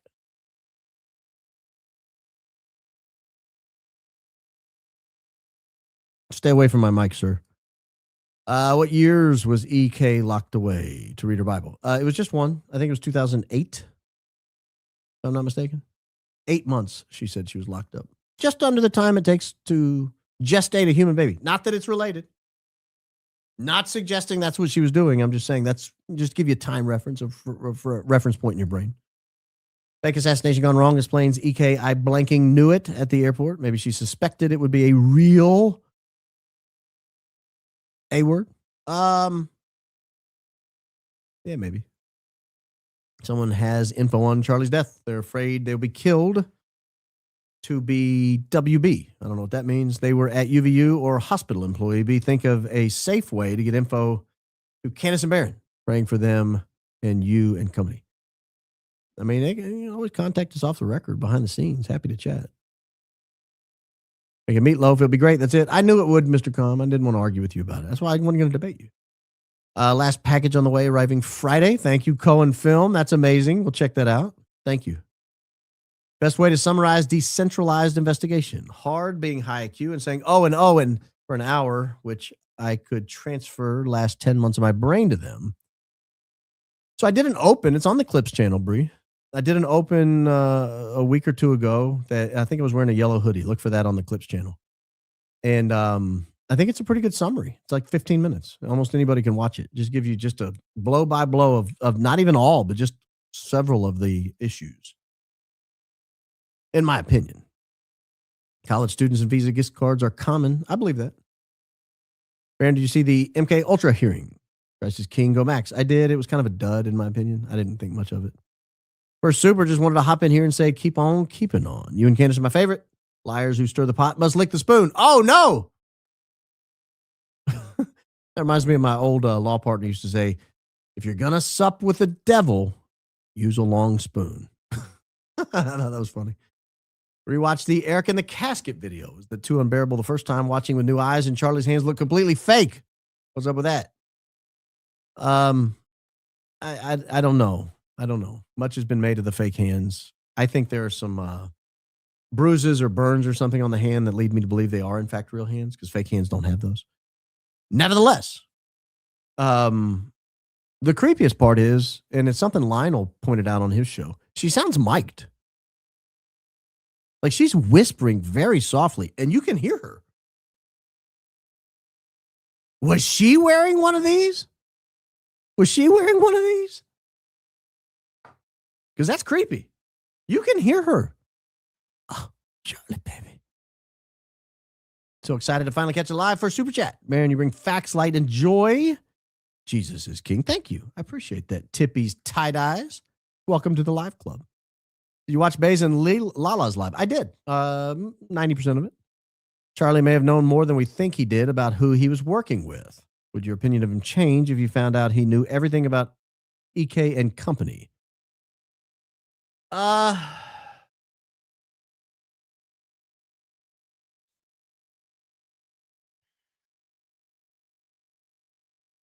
Yes, but not a lot.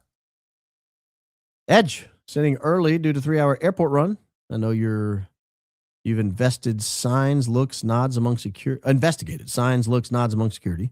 Honest Ash on X did the same, including Hunter. Oh, HK is in from the start. Please give thoughts. Was CK in on this? I've done all that investigating, including with Hunter. We did a whole show on Hunter.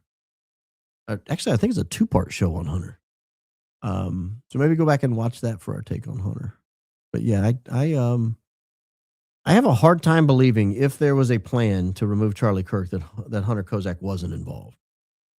But that's, it's a big if. Big if. The reason I think that, the reason I say that is because it was too perfect. The whole the shooter turned out to have a trans lover and he was asking a trans question about trans violence. That's too cute. Too cute. Could have been a prepaid debit gift card. I raised that off possibility. I raised that. First super chat for this high Q outfit. Love the show. Wanted to let you know that the goat water is at Sam's. 12-pack, 750 bottles for $22. Are those glass? I only want goat water in glass. I don't want the plastic. Thanks for holding it down while the principal's going. Christ is king indeed. Doing my best out here. Doing my best out here. I'm just kidding. I would take the plastic. But the glass is so nice. It makes noise. It tinks. Restaurant owner here, we just got a new POS system and the names on the credit card do not show up like they used to on our old system. Well, that's inconvenient if you're at a group table and 10 people get receipts back at the same time. How do you pass them out? I don't like that. That's a terrible system. That's some funny business in Utah with cameras not working and miraculously adjusting timing to their liking. Yeah, isn't it? That means there's 2 Tylers. I started to wonder if there might be more than one Tyler. Could be as many as 3. Maybe more. Baron, I still believe we need to look into new CEO at Discord. He worked for a company involved with Enron. Go Max, what does Enron have to do with it? I'll be happy to look into him, but I don't know what Enron has to do with anything. Did you hear the John Cullen versus Joe Kent episode? Focusing on the spy plane and drones. Cullen has a good explanation about the drone taking the hit on CK. I did listen to that. I am not convinced it's a drone. But I understand why he says that. I mean, it was entertaining and somewhat informative. Ivan, a replacement debit card direct a bank branch will not have the user's name on it. Fast replacement. Love the 1080. Gary, you big dummy. Well, let's not be mean to the Kandahar Giant. Christ is king indeed. We'll agree with that. We'll agree with that. 5:38 p.m. Catherine 0510 member 1 month. First Citizens Bank. No name on the front of credit card. Only on the back. Yeah, but it's not talking about the card itself. It's talking about the receipt that is spit out with the card. And the reason I'm doubting that is because I think one of the early ways we were told they confirmed that was him was by looking at the receipt. I have to go back and look at that. But I think the way Candace initially reported it was they thought they saw him. The camera, they didn't have camera footage. They didn't tell us at the time it was broken, and later the camera itself went missing. But I think the server who confirmed it was him confirmed it by the receipt. So how was she able to do that, or he able to do that without a name on the receipt? That doesn't make sense to me. There were another high IQ lawyer, Cole Barmon, Esquire. What steps would you take with Mikey or Blake if one of them hired you today? Thank you. Christ is king indeed. Who's Blake? Blake Sneff? Let's stick with Mikey. I don't want to give Blake advice. I don't think Blake is a good faith actor. I I think the step with Mikey is first you got to get everything he knows. Like, come in when you can sit for 2 or 3 hours if needed, and let's just talk our way through. I'm not going to record anything. We'll write it all down, and maybe even hire a court reporter who can sit there and type it all out. But let's get it all on paper and let's see what we're dealing with. Assuming he knows anything. This is a big assumption. He may not know anything. But assuming, let's say for the sake of argument, he was aware, whatever. I would want it all on paper, and then I would probably start shopping it to someone who could get him an immunity deal. And I don't know who that would be in this situation. Because, again, let's talk about the binary choices here. It is either Tyler Robinson alone on the Losi Center roof, or it is a massive multi-agency cover-up. And a multi-agency cover-up of this size is going all the way to the top. So you're talking the Department of Justice, perhaps the military, intelligence communities, the executive branch of the White House, I don't know, of the United States government. And so you have to find some sort of non-compromised person with the jurisdictional ability to get him immunity. And I don't know that that's necessarily going to be the U.S. attorney there in Utah. I don't know who it would be. I wouldn't think the attorney general would be very helpful. But I don't know. So it's a great question. A really great question. I mean, the attorney general? I don't know who the attorney general is in Utah. Never underestimate how much LDS protect their own. Well, I never have that I'm aware of, but I'm not really that familiar with it. Going to Nashville for a week. Any Rex for family fun? We'll be wearing RBP merch. Go back. So we love you, B and Daisy. Christ is King indeed. Any Rex for family fun? I don't know. I'm bad at that stuff. I don't even know what you like to do, Jelly Beans. Like, they're pretty places to hike. A couple of really pretty places I could recommend to hike. I'm not really a family fun guy. My wife would be better answering that question. She's our activities coordinator. What if Charlie knew what was going to happen, but not in a he was in on it way, but in a they threatened his children if he said or did anything, mess it up way? I don't know. That's a stretch for me. How much money did CK turn down versus how much TPUSA made in merch sales for 60 days after his death? That's just speculation. I don't know. I mean, I would guess they've raised upwards of $500 million or more since he died. Maybe more. I don't know. Part 2, people don't show their career cards anymore. Self-tap and insert. Your credit cards, I assume you mean. It didn't mean the name was not on the card, only not on the receipt. Yeah, that's correct. That's what I'm talking about. Hi, number one fan in Jensen Beach, Florida. Curious to know your thoughts, opinions on CO's Butler coverage so far with explosives and Corey's friend ties to explosive manufacturer. I did a show on that. Go back and find it. And I don't want to summarize a whole show in like 1 minute, but yeah, I thought I did a good job. I gave my thoughts and everything.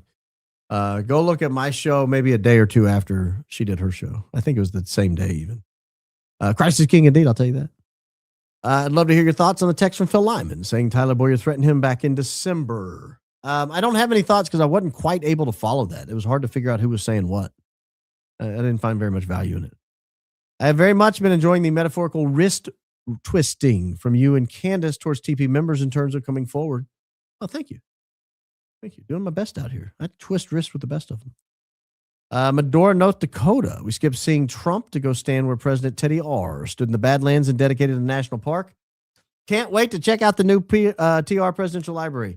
My mother and I have talked about making that trip. That'd be a cool trip. I'd love to see that library. Edge, part 2. Security knew about HK, which is why RC didn't move into place at the rail until HK approached.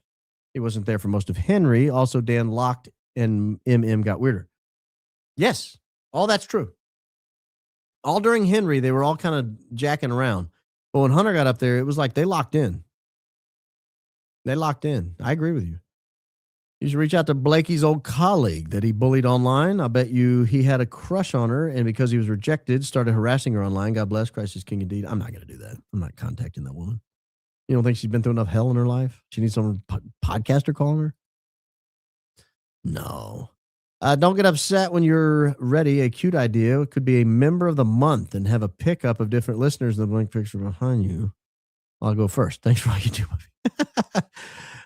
Twins v. Twin. If you didn't put the joke in there, you'd have gotten me upset. I'll go first. Won me over. I'm not going to do that, but I appreciate it. Tyler was at the weapon. Those woods could have been the setup. A Fed ambushes him, plants another gun on him, and sells a story. If he never left the car, he likely wised up and went off script. Oh, if Tyler was sent for the weapon. Yeah, you talking about after Panguitch? Assuming that was him in Panguitch?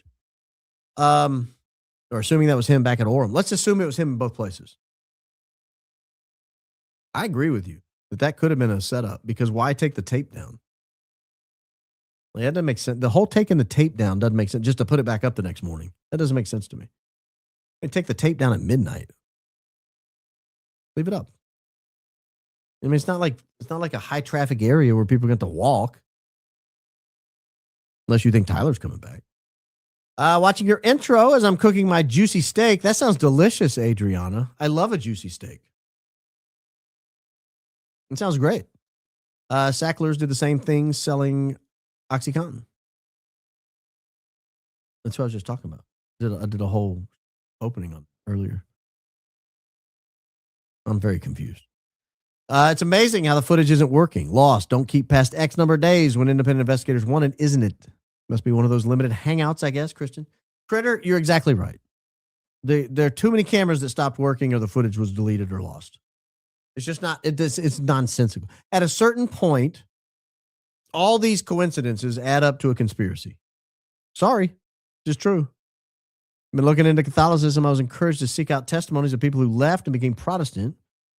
First video that came up on YouTube was Frank Turek. I think it's all I need to see.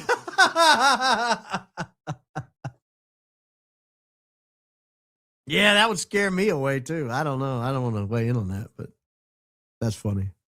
That was really funny. I got my first live right here. Opening statement. Yes, vacation week. Yeah. Yeah, good for you. I hope you enjoy it. Google Trends goat water past month is hilarious. Really? Oh, this would be great. Do we got people searching for goat water? I'm going to use this. If an advertiser ever calls me and says, how do I know it's going to work? I'll say, let me show you something. Oh, this would be great. I don't see anything, though. Even better. Oh, there's nothing there. What are you talking about? Well, that would have been fun. Advertisers, look away. You don't want to see this. You don't want to see this at all. So glad to be in the jury today. Oh, thank you. Happy to have you here. Cassie, what color's your hair? It looks like a bronze or something. Celebrating 6 months clean today. Jesus saved me. Christ is King indeed. We love celebrating with our folks when they're celebrating victories. So everybody celebrate with Jilly. That's amazing. That's amazing. Thank you for sharing that. You know what's funny about that? Well, not funny. I'm on a group text with 3 other guys I know pretty well. Known them a long time. Nothing to do with this program or anything. Been on this group text for years. And one of them texted today and said, it's 7 years today, man. He'd been sober for 7 years today. What a wonderful way to say. I said, man, your sobriety's old enough to go to 2nd grade. Ask Andrew if he believes Oswald is the lone gunman. If not, what evidence does he have? If not, well, he might be. He might be. We Todd did. Oh, R-worded. Wow. I don't ask him anything. I don't care. Like, we get a lot of requests on this program to do other. I usually turn them all down. Like, I don't do a lot of other stuff. I am going to be on Liberty Lockdown July 7th. I'm not going to tell you who the guest is going to be with me, but you're going to love it. So I don't know if it'll come out on the 7th, the 8th, when he brings it out, but we're recording on the 7th. And y'all are going to love it. I promise. He posted it. Oh, he did? Dang it. Yeah. I get to find it then. I think Liberty Lockdown posted it on a YouTube post. Oh, on a YouTube post. Oh, man. I was going to say this is going to be fun. So I'll go ahead and tell you who it was. I'd rather just find his and show it. It's going to be Buckley Carlson. Your humble host and Buckley Carlson and Clint from Liberty Lockdown are going to be having a roundtable. I cannot wait. Just going to be as much fun as a human being can possibly have on one show.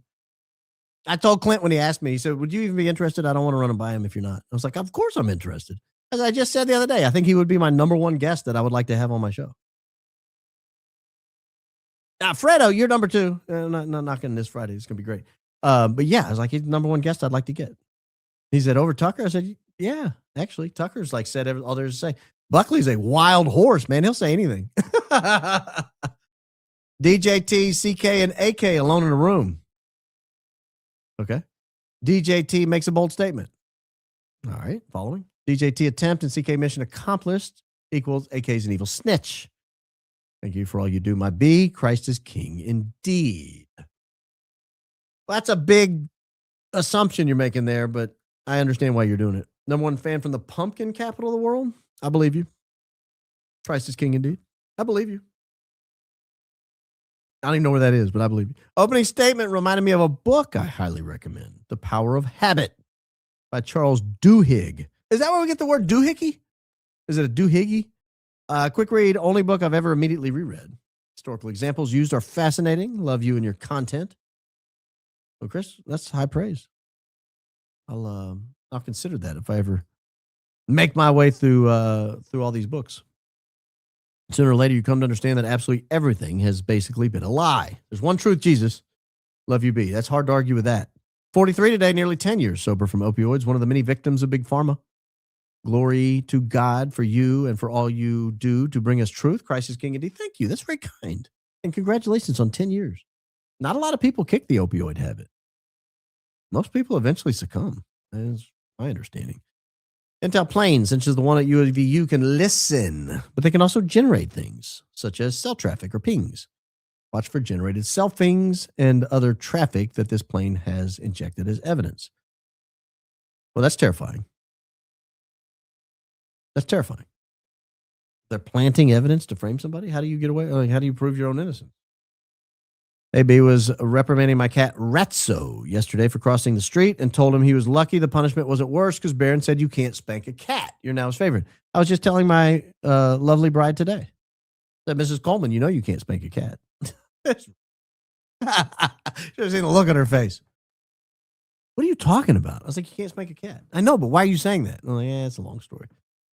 Hey, be apart from your number one fan, Bowling Green, Missouri. Long-time listener, now joined membership recently. Happy to be part of this high IQ outfit. Christ is king indeed. Thank you.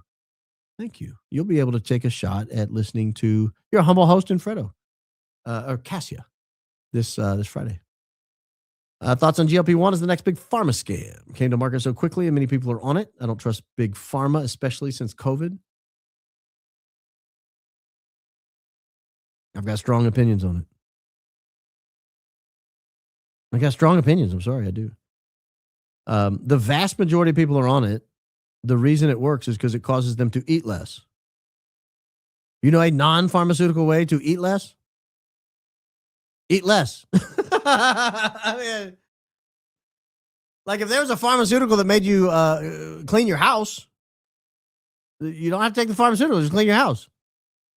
Or if there's a pharmaceutical that made you fasten your safety belt when you got into your car, just fasten your safety belt. You don't have to take a drug to just, are you a spendthrift? You just don't spend the money. My father-in-law's hilarious. He told me he was going to write two bestsellers. And each book was only going to have one page in it. And each page was only going to have one sentence on it. I was like, he said, my first one is going to be a financial bestseller. And the only words in it will be spend less than you make. He goes, everyone will be rich. Spend less than you make. Oh, okay, gotcha. He said, I'm going to follow it up with my best-selling weight loss book. Push back from the trough. He's funny. He's very funny. That's Mrs. Coleman's dad. That's Mrs. Coleman's dad. Push back from the trough and spend less than you make. Good life advice. Baron Charlie's blank spot could be a Rycote undercover sticky. Farnsworth struck again. Stole cam from Steakhouse. Radio call saying rifle found on side of Losi building was incorrect, I think. Yeah. Daisy, we need to check that. I had several people tell me that they said the wrong side of the building, but I think they said a little wooded area. So I think maybe some people don't know directions very well. I saw that yesterday, and it was the correct side of the building. People said that they thought the radio said west side, and it was the east side, and the radio said the northeast side. Okay, fair enough. So we can double check it, but I did check. Yeah, I don't think it's wrong. And if it's wrong, it's just because people aren't Magellan. I mean, not everybody is Lewis and Clark. They don't all know direction just based on like looking out at the sun. Man, I truly hope you and Candace force the truth out so we can all get closure and real justice for Charlie. What are your thoughts on the necklace now? Steph, you better be watching. Steph, tighten up. Put down your phone. Come on. Watch. My thoughts on the necklace now, I'm not going to give because I'm working on a show that I think is pretty good about the necklace. And I think it's going to be really good when it's done. And I don't want to give away what I'm looking at because every day is the potential for more evidence. And that's all I'm going to say. I was worried the prelim will be used to make Tyler look guilty to the public. Then they'll take him out saying he was guilt-ridden after seeing Charlie's parents' grief. Kind of dark, but possible. Christ is king indeed. Indeed. Indeed. That is dark, but I don't doubt it. Especially, I mean, his parents look genuinely grieved. It won't, if they're there, it won't shock me that they'll look bad. Wearing the channel Black Line Brief has an interview out with an ex-TPUSA employee. It's mind-blowing and explains a lot about everything that's happened the last 9 months to Charlie. Thank you. Maybe worth checking if any other maroon shirt patsy possibilities used no-name prepaid cards at the steakhouse. Still things unfolded since FBI on. I don't doubt there were additional patsies. We covered this Monday when we covered Russell Kim Kennington showing up at the scene and being led away in handcuffs, and the officer had an evidence-tagged long rifle. It would not surprise me that there were other patsies and that they, it might even be that Tyler Robinson forced their hand by turning himself in early. Maybe he wasn't the preferred patsy. Yeah. Might be late and off topic, but on her last show and SR, Candace looks completely heartbroken. Feel like she knows. Thanks for helping carry that. It's been heavy. I believe she's heartbroken. I do. I genuinely do. It's got to be tough. I didn't know him. I don't believe I ever met him. Graham Allen is the digital media director for the Pentagon. Could he have been the one that sent the email about EK being an emotional asset for the correspondence dinner shooting? That's a good question, but I don't believe so because if Candace is correct, that came from the White House military office. That's not in the Pentagon. That's in the White House. I don't think that there would be crossover there, but I don't know. Maybe, Allen looks like a TR stand-in. Was he one of the feds? President 910, Benny Johnson on the payroll. Just wow. Oh, Benny catching strays here. Excellent opening statement. Silicone industry did the same. After World War II, need diminished. Enter breast implants. FDA ban 92, lifted ban 06, based on studies funded by implant manufacturers 21. FDA finally issued black box warning. Many women still don't know, and doctors something. So this is interesting. I fell in this rabbit hole one time. I had a girl on Facebook that I don't even know that I knew her. I think she followed me because I was on the radio. Actually, I don't know that. Actually, I did meet her. I met her at a quite by mistake. Actually, we did not know we were going to be in the same place at the same time, but we were both at a church function, and I recognized her. I said, "Hey, I recognize you." She's like, "Oh my gosh, it's you." And so we sat and chatted for a few minutes. But she had breast implants for a long time and had all these unexplained illnesses, like, I don't want to go into it, but all these like really kind of systemic illnesses. And she ended up falling down a hole, I think on some Facebook group, and ended up in a group with a bunch of women who had theirs removed. And all their symptoms went away. And so she's like, I'll try it. I'll try anything at this point. And she got them, and all her symptoms went away. and I can't remember what they call it. It's like breast implant disease or something. I mean, it's just something that simple. So I don't know if it's something to that or not. I don't know if that's real, but that's apparently a thing that some women assume is real and are taking action and apparently finding some measure of relief. But you just want to say hi, that I'm really, really glad that you were born. Oh, me too. We share that in common, Maud. I'm very glad I was born. Thank you. I live a dream life. I wake up every morning to do this. You spread such light, love, and laughter to the world. That's something pretty special. Love you. God bless you. Love to Mrs. C and fam. Thank you. Let her know she got the little love. Fort Smith, Arkansas fan overheard my 8-year-old told her mega grandparents Trump was on the good side, but the bad guys tried to unalive him. Now he's scared and joined them. Can you say happy birthday to Braley for turning 9? Yeah, sounds brilliant. Sounds like a smart, sharp kid. Might be onto something. What if TR was LT's handler? Realized they were setting up Lance, and TR ruined the false narrative for both, forcing FBI to act quickly and make mistakes. Nah, I'm not buying that. Graham and I come from the same town, and we served in the same unit. I've known him personally for a long time, and because of what I know firsthand, I'll be speaking out soon. I hope you enjoy the Hidden Axis. Graham was a comm guy and recruiter. I don't know anything what that last word line means. I don't know what a comm guy. I guess a recruiter is the guy who brings people in.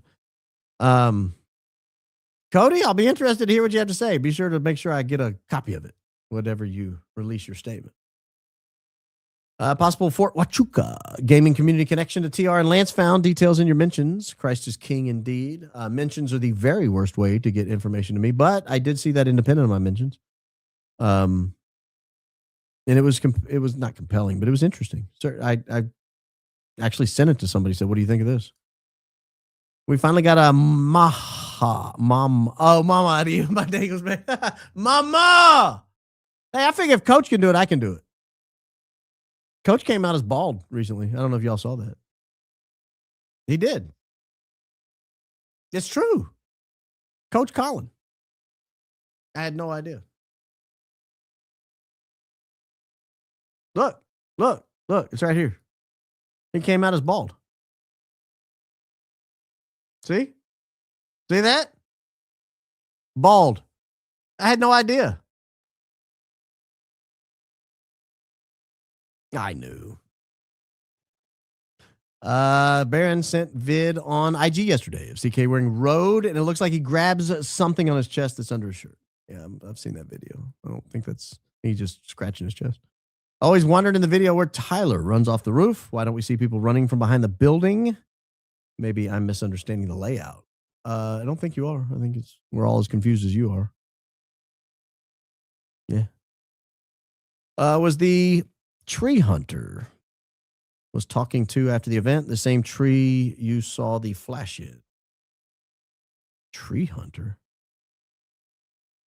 I haven't. Was the tree Hunter was talking to after the event the same? No, different tree. Yeah, Yep. sorry. Sorry. I just had to read it twice. Counselor Coleman, we mostly all agree on the exploding mic theory or similar. Do you believe that is completely the how, or was more required in the SUV on the way to the hospital? I find a lot of merit in the fact that something exploded under his shirt. I am not 100% sold that it was his Rode mic that was up here. And I am very much not sold that it was only one thing that happened. I think there was more than one thing going on under his shirt and maybe outside of his shirt, and they all combined to disable him. And I don't think it ended there, if I'm being honest. I think other things happened to him. That's where I am. What happened to the creator of your previous intro? Disappeared in a flash. May have missed the reason why. Blessings on you and your family, sir. Talked about it at length in past episodes. Sorry you missed it. I don't want to be rude, but I don't want to repeat it. The vintage car in the hearse video was not in the hospital. Christ is king. Your thoughts indeed, please. Thank you. Love the show. I have no idea what you're talking about. I wish I did. I would love to comment on vintage cars. I like vintage cars, but I don't know. Funny story. Graham and I go way back. Every time he finished hand-to-hand combat training, he'd come look for me thinking he'd learned something dangerous. Then reality hit. He blanked around, found out, and ended up tapping out. Oh. I can't wait to hear you unload. Isn't Graham Allen's departure the same one that could have sent out the Erika Kirk email during the White House Correspondents' Center? Yeah, I just talked about that a second ago. I don't think so. I don't think so. Rakes are Graham's harsh enemies. He has trouble, doesn't he? No one seems to talk about this, but why did EK say Charlie wasn't in fear, but then told MK that while Etsy Witch story, whichever came out about that.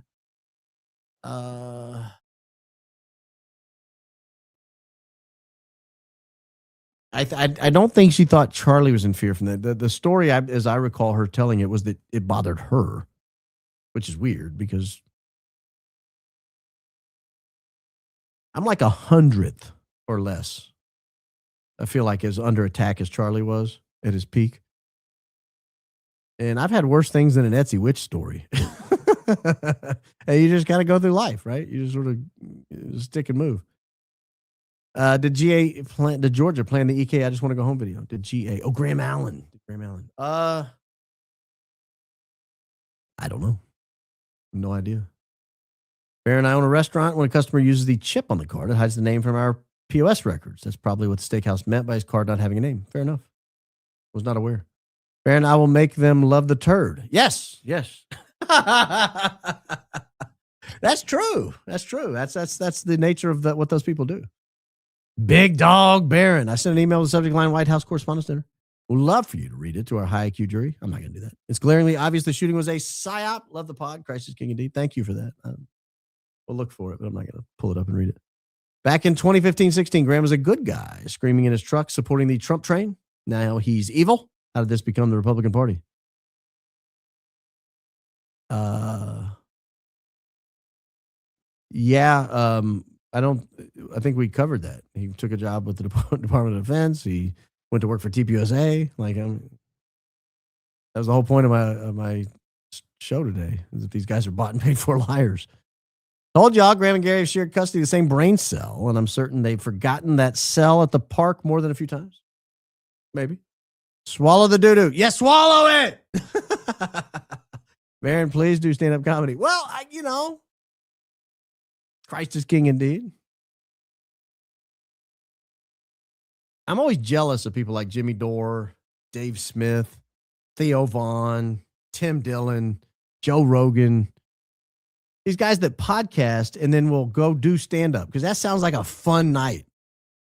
Like bang out a show and then slide over to the club, do a set, work on some new material, come back home. Sounds like a dream life. I live a dream life, but it'd be fun to just be so famous that you call the club, hey, I'm going to come over about 11:30, do a quick 15-minute set. Is that cool? Cool. I'll see you then. Your humble host isn't there. Wait, Graham is on the phone with TPUSA while Charlie's being muck ducked. UVU time would have been 12:30.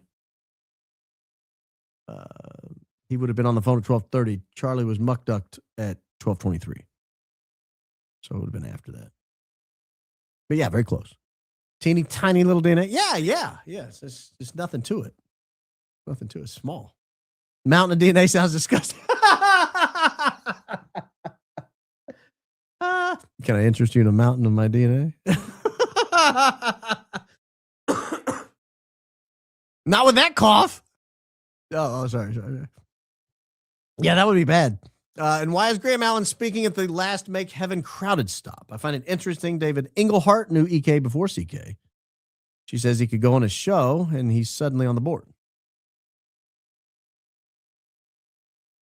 I don't know. Good question. All good questions. If you can't do a thruster correctly, you have no business running any department. Movement standards matter. Dashing for cards. Gets it. Look, don't post your videos of you not squatting below parallel. I'm going to judge. If you don't lock out your elbows, I don't want to see it. Can a citizen escape prosecution if a top official orders him to blank someone? Oh my gosh. I don't know. Maybe. I hope not, but maybe. Off topic, but I remember seeing people say they heard the bang coming from the speakers. Only way is if handheld mic picked up the bang from under his shirt. Not the only way, but that is a way. You could also just pre-program a bang to go out. Baron, what does it mean when they say Tyler hasn't entered a plea? Well, part of the criminal process is you are given an opportunity to review the charges against you and tell the court whether you did them or not. You don't have to say I didn't do it, but you can say I'm guilty or I'm not guilty. It's called entering a plea. If you say you're guilty, it's over. Like, in fact, if it's so rare that if you say you're guilty at that preliminary stage, the judge can be like, whoa, well, strike that. Have we talked to a lawyer? Has your lawyer advised you to say this? Has your lawyer told you not to say this? You understand the consequences of this? Like, don't say another word. But if you say guilty again, I'm going to enter in a judgment of guilty, and you're going to be I'm going to sentence you. You understand that, right? It's so rare at that stage. Most people say not guilty, and all that says is I think the state should have to prove it, and he has not yet entered that plea because they've not yet held the hearing for the judge to determine whether the case will go forward. That's what's happening. You're having so much fun today. Love all the laughs. Love it. Black Hoodie guessed it right. Yeah, well, I'm trying out here. I'm doing my best. Doing my best. It's dark material. If you don't have a good time, it'll overwhelm you. I'd first heard about CK shooting from Grand Mountain. Oh, really? I did not. I don't consume a lot of Grand Mountain. Mama, they got a mountain of DNA. Shout out to Coach Colin. Yeah, I would not have done that without him. And that wasn't me doing Brandon. It was me doing Coach doing Brandon. That sounded terrible. It wasn't me trying to perform a Brandon Tatum impersonation. It was me performing a Coach Colin impersonation, performing a Brandon Tatum impersonation. So Brandon can't get mad at me. Only Coach can, and he's not going to. I don't think. I actually love when they attack you in Candace because it proves y'all got info that scares them. Yeah, I've never seen anybody attack somebody for being crazy. Like, if you, it's why I ignore Gary. Gary attacks me every day, and I'm like, I don't care. Because nothing he says matters. Like, it didn't happen.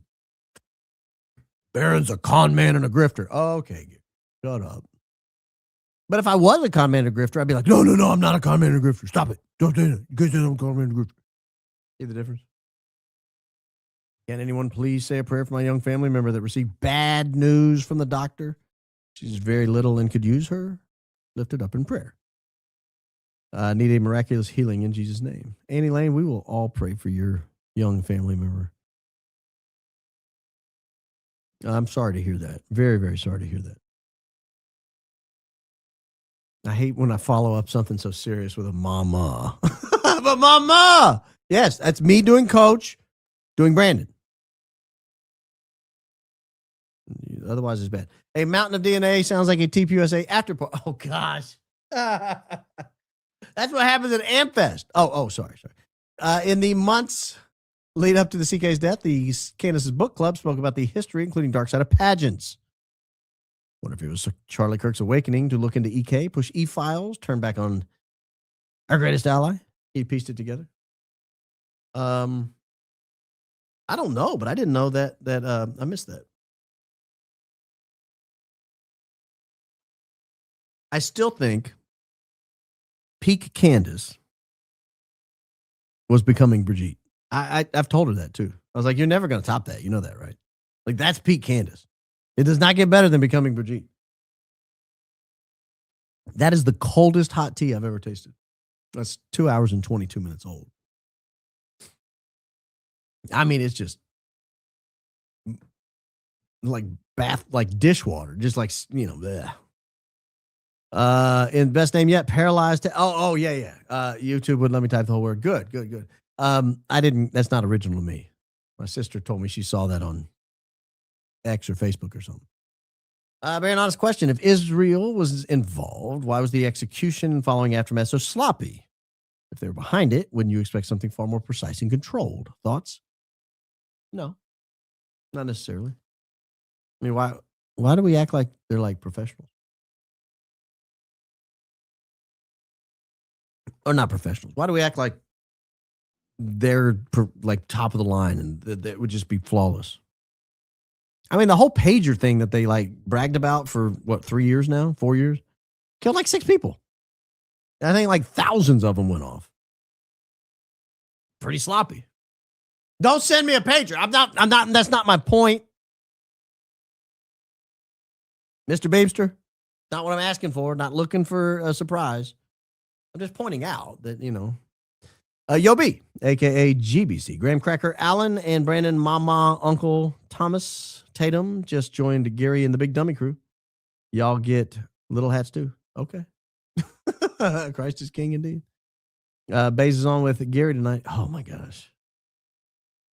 I talked to him last night at like 11:39. I was like, you don't want to do that show. That's dumb. Mabi. Mama. Baron can't say that right. Mama. Oh, well, okay. Well, it's like a game of telephone. You know, it gets worse every step of the way. Doesn't Candace have a copy of Steak Dinner? I don't know. I can ask her. My B, do you think we will witness the return of Christ? I don't know how to explain it, but my soul feels like it will happen within our lifetimes. Christ is king indeed. I think every generation has felt that. I mean, I can just go with history and say, probably not. But, I mean, you know, he tells you to be ready. You know, or get caught with your pants down. Literally. I have a mine in Alaska. I'd like Officer Tatum to come work for me, and then he can be. I'm not going to say that. His paralyzed got retooled. Poor Gary. Christ is king indeed. Mountain Valley Water, not goat water. I did look for goat water, though. Yeah. Yeah. This is how I sleep at night. I use this as my pillow. No.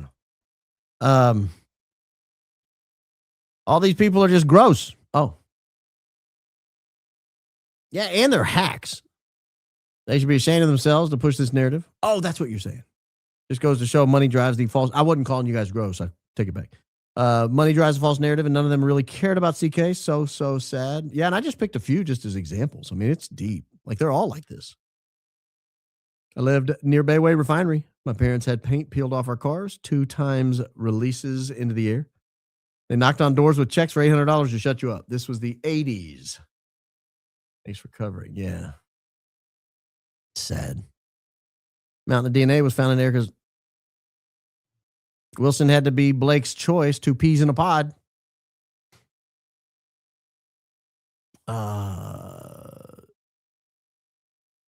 Yeah. Maybe. Hey, but Baron, big fan. I'm a former Manhattan appellate prosecutor. I've compiled the evidence you, Candace, have developed into a powerful manuscript. Love to send you a copy if possible. Please keep up God's word. Thank you. That'd be interesting. We're not done yet. Still moving forward, sir. Ma'am. Yes, ma'am. Tim, sir. Hi, Baron. Fellow BMS Viking fan here. That's where I went to middle school. I was a Viking. The green and gold.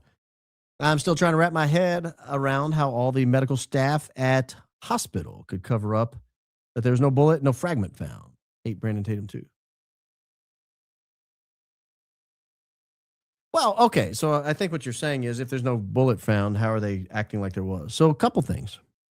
Two distinct possibilities. One is the hospital is not who goes looking for a bullet.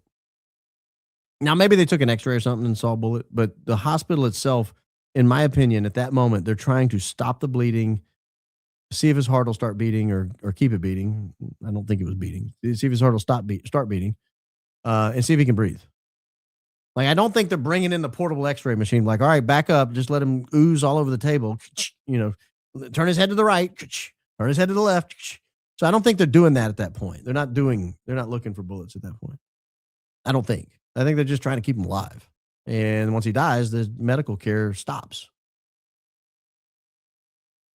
And so that's kind of distinct possibility 1. They never looked for a bullet. Distinct possibility 2 is a bullet was crammed in his neck on the way to the hospital. I guess there's distinct possibility 3. I'll get to that in a second. But if you think about it, go back and listen to Brian Harpole tell the tale, I think, to Sean Ryan, where he says he's opening the wound up to get access to the artery. Well, that would actually access the entire cavity of the extremity as well. Put in there whatever you wanted. He's shoving gauze in there, just shove a few fragments in there as well. So that's like distinct possibility 2. Distinct possibility 3 is he was shot in the neck. I mean, that's got to at least raise as a possibility. Or whatever struck him in the neck, that's what they recovered. I don't know which it was. Oh, but shout out to the Vikes. Yeah. We are the Vikings, the mighty, mighty Vikings. I unfollowed Nick Fritas today when he made a nasty comment on Sean Ryan's post for Candace. I've lost count of what I now call government gaslighters. My whole perspective has changed. Oh, well, you're awesome, by the way. Oh, thank you. I appreciate that. Yeah, I don't understand the nastiness. The nastiness is too much. Did you really say? Oh, yeah, I did. I didn't mean to. You can't slipped out. Oh, my goodness. I haven't laughed this hard in a long time. Excellent work. I'm doing my best out here, Miss Patriotic Rose. Doing my best. Keeping an eye on CK Still Alive crowd. I think they're also being infiltrated. For sure, in the comments, they say CO is in on it with TPUSA, trying to get people over there to turn on CO2. CO2. Carbon dioxide. I think everyone's being infiltrated.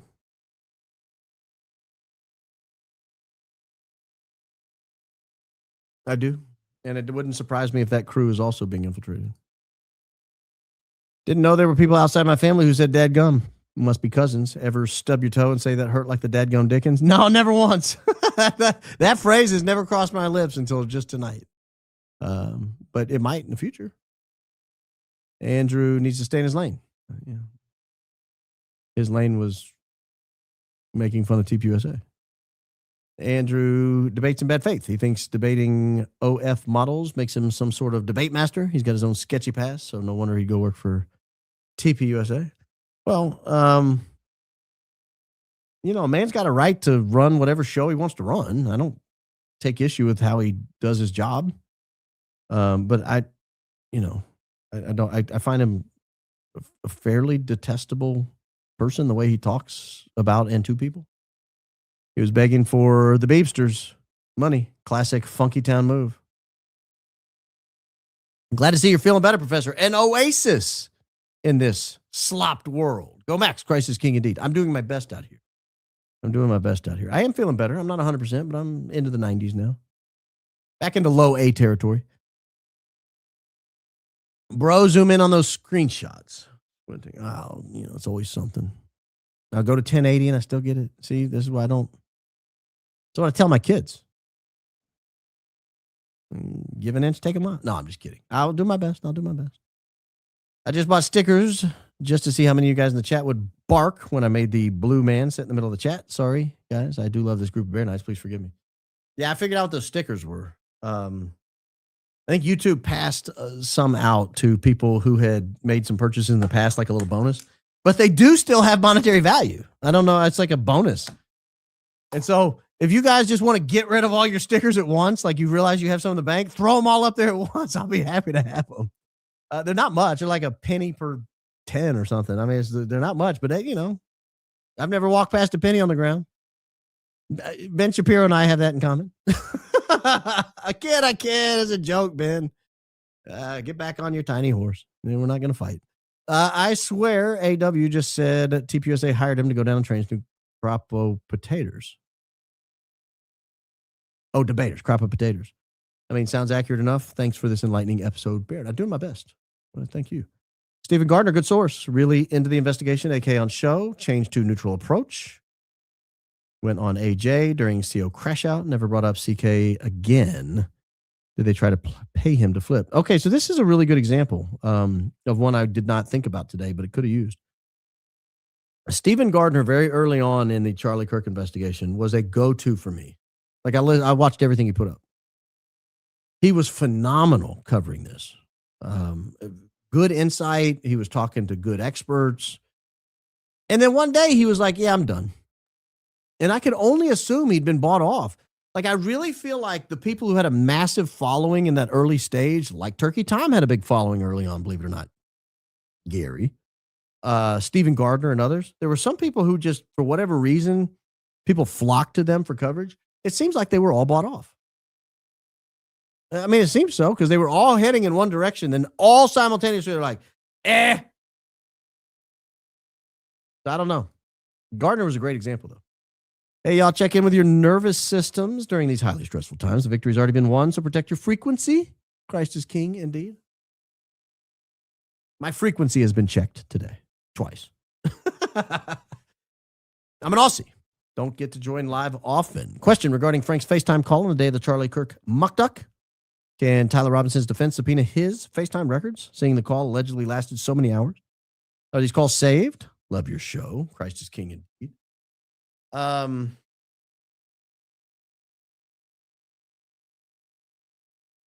think they probably could. Now, I don't think the calls are saved anywhere, but I think they probably could subpoena to see if a call was placed and it lasted that long. I mean, he's a witness. He was there. He was in the car. I mean, surely he's going to end up on a witness list at some point.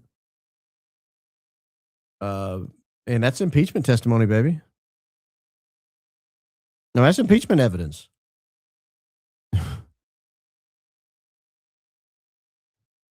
Ask him on the stand. Now, you were on FaceTime the whole time during the show? I mean, during the hospital, right?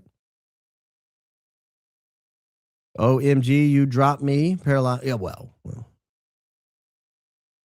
Yeah, maybe shouldn't have said it.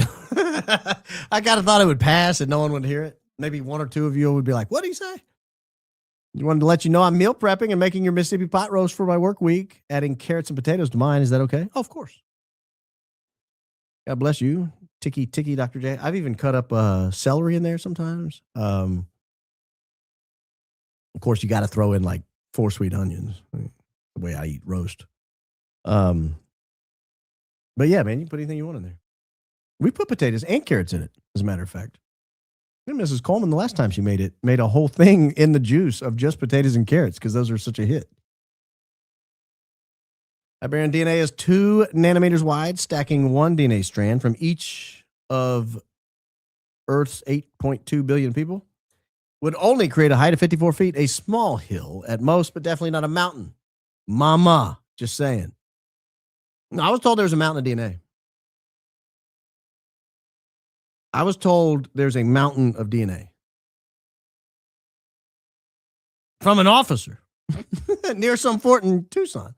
Much like the rest of us, thank you for your reporting. Well, thank you for your beautiful comment. I just say things. Yeah, I said the paralyzed thing. I shouldn't have. I'm starting to regret it. Is there a way to go back? Well, no, it's there. We love our B-isms. Thank you. I'm doing my best out here, guys. Gary defending TPUSA like prime Scottie Pippen. I think he's giving it more James Harden defense, if I had to be honest. So glad to have been watching a while now. Curious the plans you have for after? Oh, keep producing great content. Mama, I feel so used. Mama, you're a son. Give them a headache. But Mama, I'm proud to be in the cool club with our humble host. Thank you. Thanks for all you bring to us. Well, thank you. Thank you for tuning in. I appreciate it. And otherwise, I'm just out here talking to myself. I'm not above it, but, it's not as fun. If the video shows it was daylight when TR turned himself in, why would the prosecution want to include it as evidence? Well, that was a defense pleading. But, maybe they're only going to show it from inside. I don't know, honestly. We'll find out. It'd be great to know. Ban without timestamps and independent authentication of videos, pics, and messages presented as evidence. I don't have faith. Screwdriver I saw was a flathead. That's not a nice thing to call. Oh, you're saying the screwdriver was a flathead. Okay. Yeah, unfortunately, they don't have to follow the rules of evidence and get things authenticated at this stage. Baron, of the images you showed the other night, one of those weapons looked like it had metal between the butt and stock. Could it have been a fold AR? No, they don't make a wood stock. What's your TPUSA dollar amount to be a contributor, and would you lower your IQ for TPUSA? No, I don't want to be a contributor. No interest. I want to run the PR, and it's $25 million. I used to say they'd give me for 3 years for $15 million, but now I'm doing $25 million a year. Like they're digging the hole too deep, and it's going to be hard to get out of it. It's going to be a full-time job. And it's worth it. $25 million a year. They can afford it. Been here since November. Thank you for everything you've done and continue to do. You're a blessing to Candace and us all. Truly a beautiful soul inside out. I truly appreciate you and team. Oh, I appreciate your comment. Christ is king indeed. Thank you, Mr. Polloy. Thank you. I'm a few episodes behind from being out of town, but I had to share my opinion on the deviation for the 3D printed housing and how it could potentially affect trajectory. Thank you. But then you didn't share it. Absolutely love listening to you. Number one top fan from Wichita, Kansas.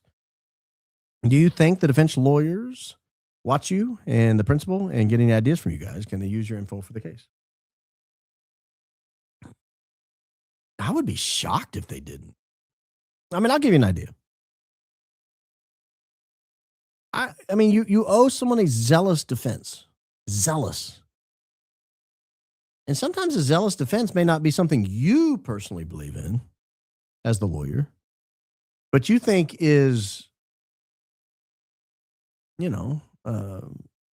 worthy of the jury's consideration because you know that there are people who believe in it, or at least has some sort of scientific validity. I mean, there's lots of reasons you would raise an issue.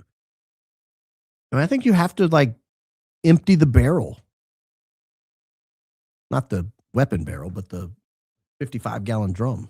You have to scrape the edges and throw that in front of the jury too.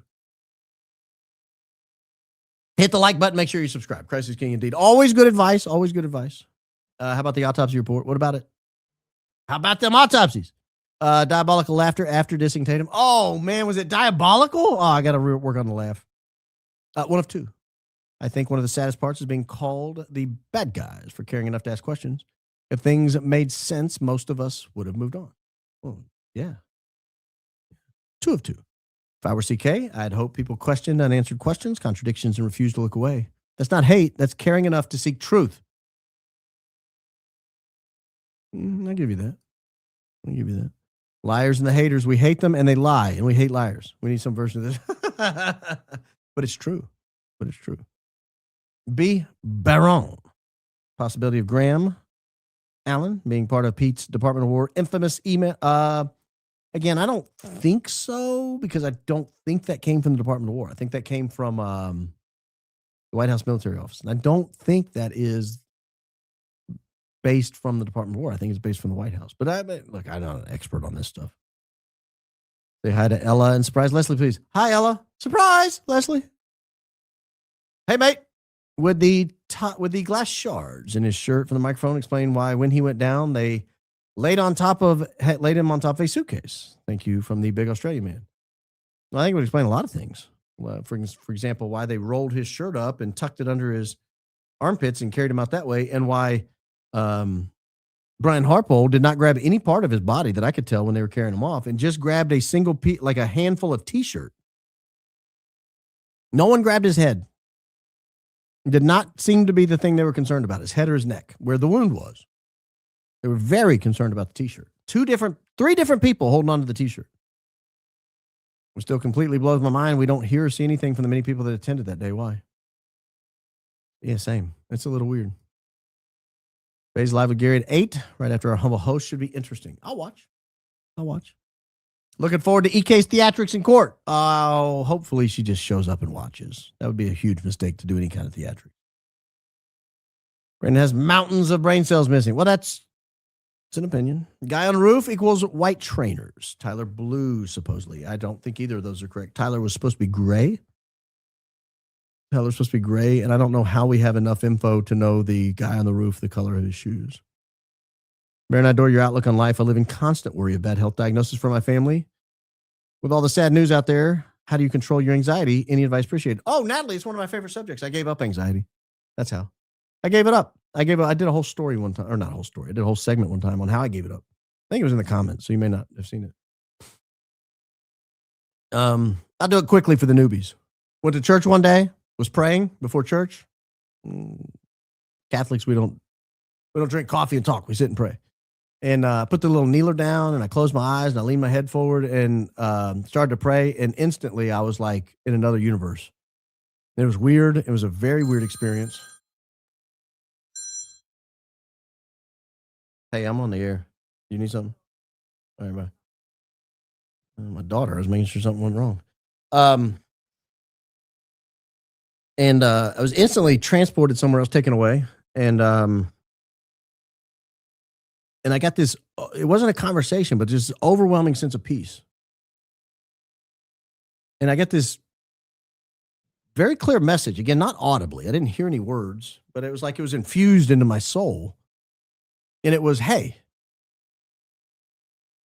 it doesn't matter. Nothing matters. Could have even been in Spanish. No importa. It doesn't matter. Nothing matters. The only thing that matters is whether you're here at the end. So don't worry about it. You know, lose the house, lose the car, go bankrupt, you know, get a bad diagnosis. Like, what are you doing on a daily basis to get here? That's the only thing that matters. And I was just moved. And I mean, I didn't want to leave the moment. I wanted to stay there. And then instantly I'm transported back into the church and I kind of look up and it was so weird, such a weird experience. I looked around to make sure no one saw it. Like, did people see what just happened? And I marinated on it for a few days. I didn't tell my wife for a few days. I just kind of walked around in awe. Like, what the heck was that? Then a few days later, I told her, I was like, look, I'm giving up anxiety. Like, I don't have anxiety anymore. None of this matters. Like, let's just have some fun. Let's just love on some people. Let's, you know, be as decent people as we can be. Not that you can earn your way to heaven. That's not the point. But I mean, if that's where you're headed and that's where you want to go, then be the goodest person you can be. Be as good a person as you can be. And I've really just stopped worrying. I don't really have any anxiety anymore. Because, you know, Paul tells us this life is just a vapor. You know, you're lucky you get, 80 years, 85, maybe 90 on the high end for most people. The rare few make 100. What's that? What's that? You know how many hundreds of years are in 1,000? 10. You know how many hundreds of years are in 10,000? 100. That's just 10,000 years. That's not even the last ice age. You know how many hundreds of years are in 1,000,000? 1,000,000,000? 1,000,000,000,000? You're talking like inconceivable amounts of time. So I'm having a rough day. Go, what? Who cares? Get over it. You know, we give up the anxiety. And that's kind of how I've looked at life since. I don't know. May not work for everybody, but that's it. Like, and I really don't worry much anymore. I mean, and I've shared this. You know, I'm not telling you guys anything I don't know. I think that experience, you know, prepared me for some of the things we faced as a family in the last year or so. I think there's a time when it would have been you know, a couple of 3 things have happened that would have really been a major setback for me. Would have really caused me a great deal of stress and anxiety and worry and frustration. And didn't have any. Just bathe the situation in all the love you can give, and let's all celebrate in the sky one day, you know? So I hope that helps, Natalie. I'm late getting here today. I just want to say you look extra handsome in 1080p. Now I'm self-conscious. Thanks. Didn't think you'd get more handsome, and then you did. Oh, great. That's why I didn't want to go to 1080. I don't need people looking at my nose hairs. I know. Terrell Farnsworth confiscated the camera from Cowboy Smokehouse in Panguitch. He's a helpful guy. That Terrell. Kind of sounds like someone did. Could lawyers sell BDT personal need like sick fam? I don't know what that means. Where do I get anonymous Fed Slopper Diners Club card? We don't pass those out here. We confiscate them. Erika's going to get kicked out for trying to smack Tyler like that mom from Jaws. TPUSA, send our humble host his $25 million to help you all do better. That's right. Man, we'll get to the bottom of this in no time. TPUSA will be like, all the Fed sloppers will be like, what are they doing? Baron, still waiting for our family-friendly welcome in undies. You're not going to get that. Although I think there's one out there. It's not on purpose. We'll talk about it later. I just want to give a shout out to Matthew McKim from Backline Brief. He originally found that clip and shared it with Zach C. Awesome teamwork all around. Yeah, everybody's doing their part. It's a truly decentralized investigation. We need your iconic gaslighting opening statement on the Clips channel. It's perfect for all the FedSlop trolls. Good call. I'm going to send a note to the editor right now. That'd be a good one.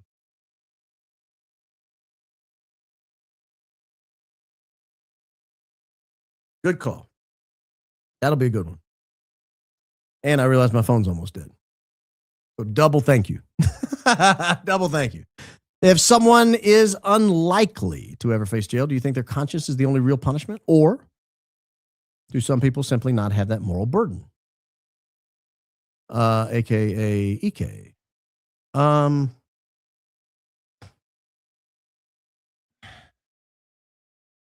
You mean other than like a eternity in hell? I don't know. Trump went to D.C. to take down the deep state. He instead joined them. Or should I say he was already a huge part of it. So freaking disappointing. I'm not sure which it is, but man, I feel duped.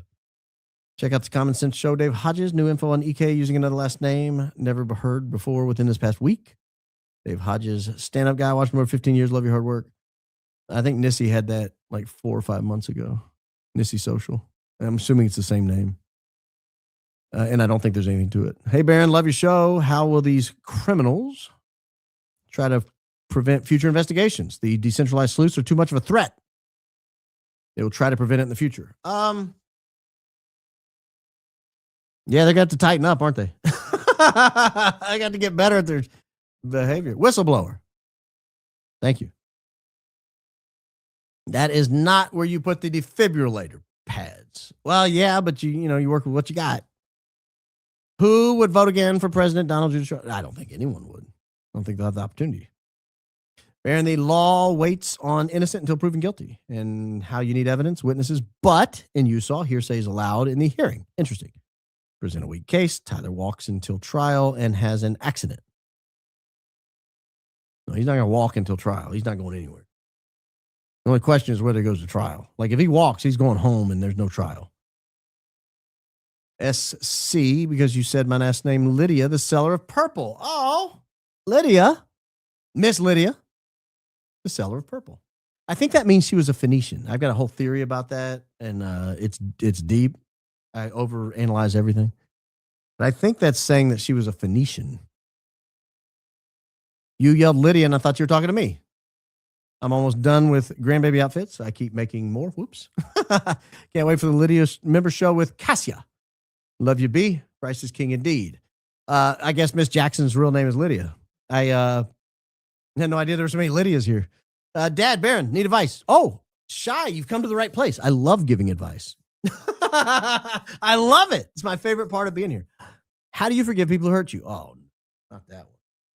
Throughout my life, I've been abused, life, work, relationship. I started going back to church, and I want a God-loving heart, but it's so hard.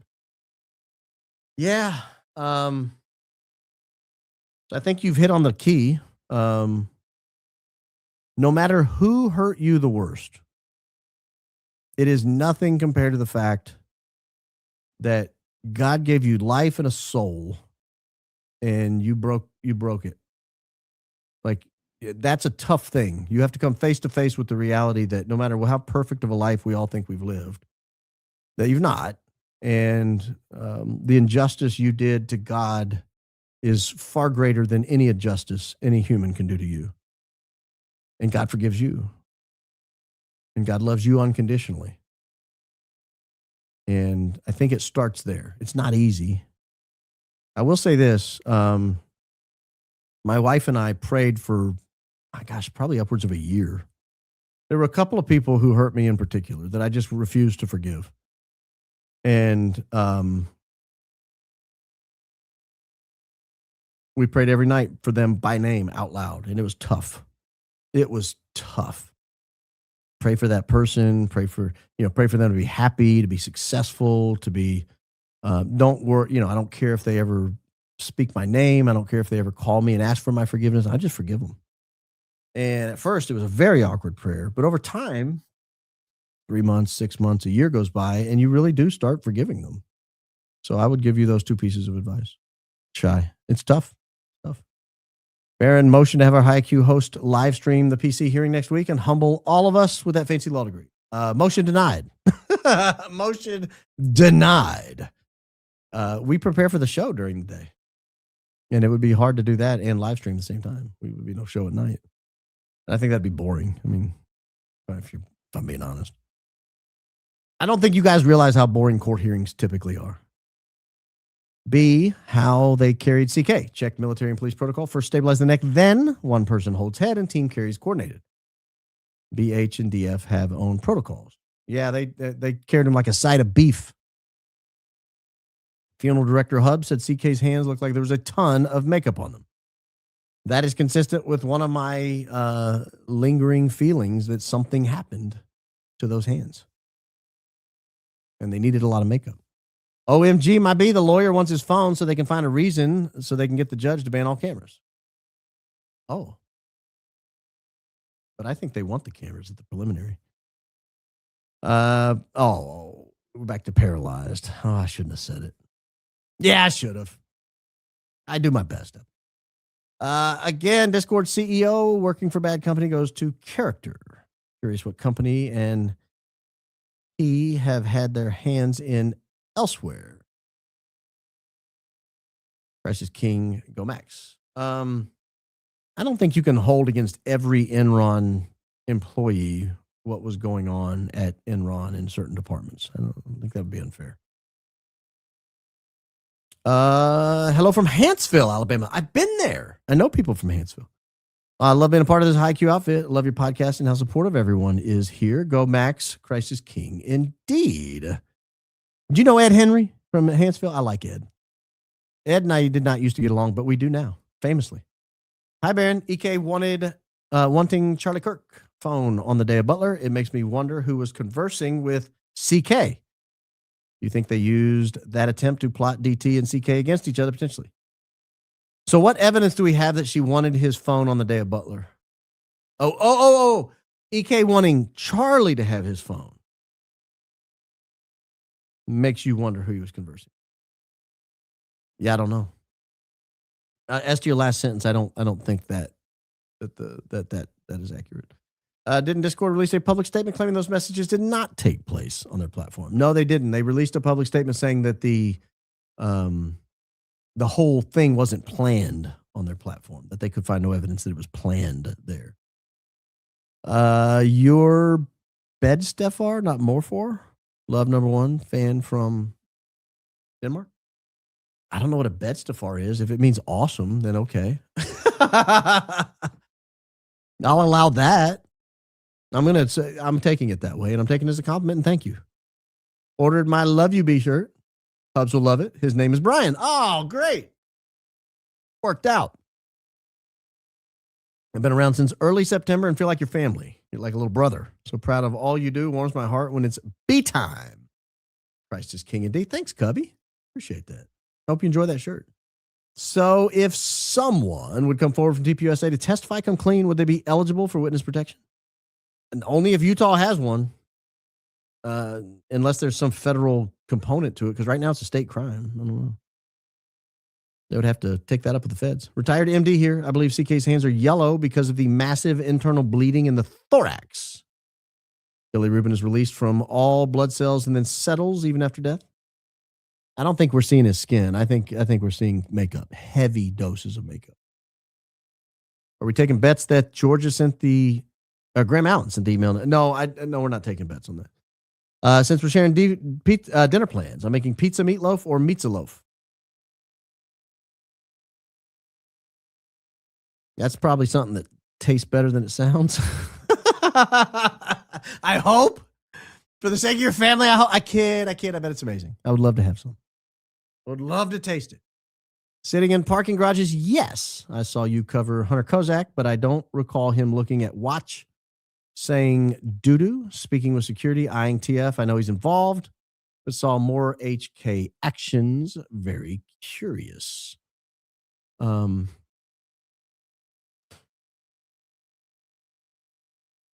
I guess we could do like a quick look, maybe like half a segment on his actions. Not opposed to that. Go back to the scene of the crime.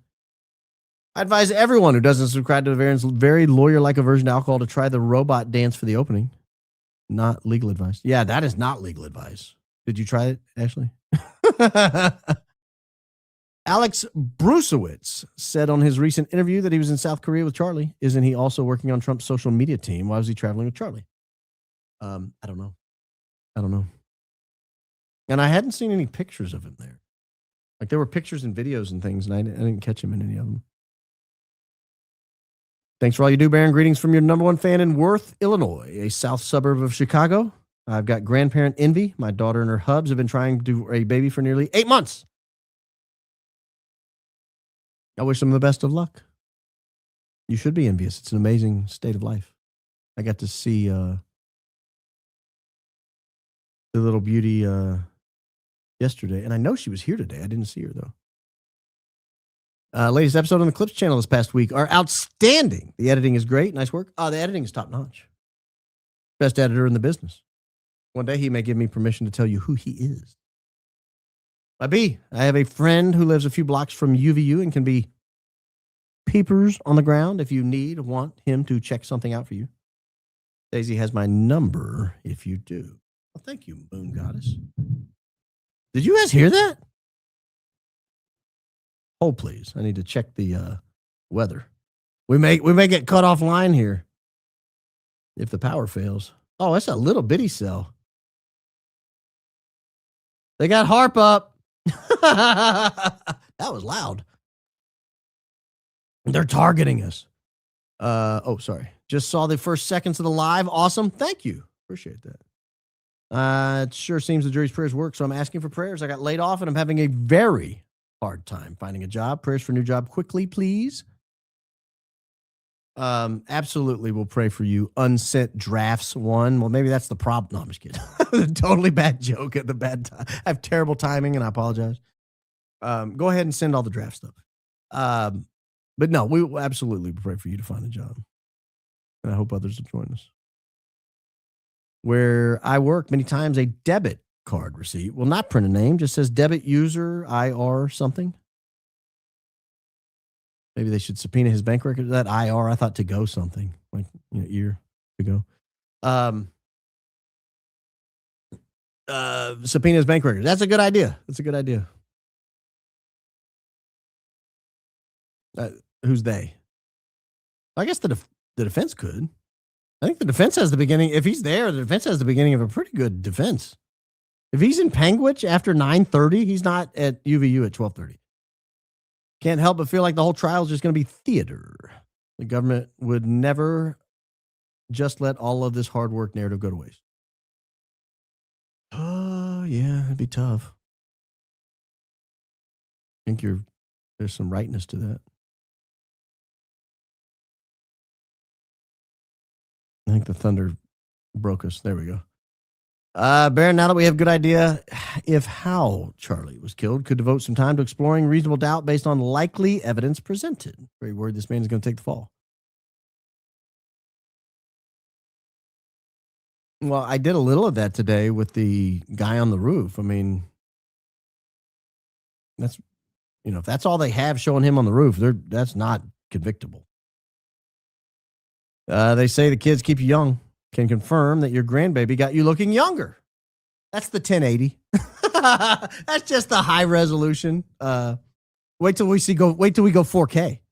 Love and respect you and the family. Appreciate you. Thank you. Appreciate that. I wonder, are those kids in the pics Erika Kirk's kids? BCCCCO, first time my super chat, Durham, North Carolina. I don't trust that Andrew Battle. CK. Let's go back to the first sentence because I'm not sure I recognize the rest of it. Are those kids in the picture Erika Kirk kids? If you're talking about the alibi picture, I think they've confirmed at least the boy is not. I am suggesting the girl is not either. Hey, first super chat, you earned it. Thank you, Mama Jude. Appreciate it. Y'all fighting not LR, it's a fight for all. Nicholas. Duly noted. First high IQ super chat is Stacy Sheridan still in the mix. Never hearing her name anymore. Go Max. Well, she's laying awfully low.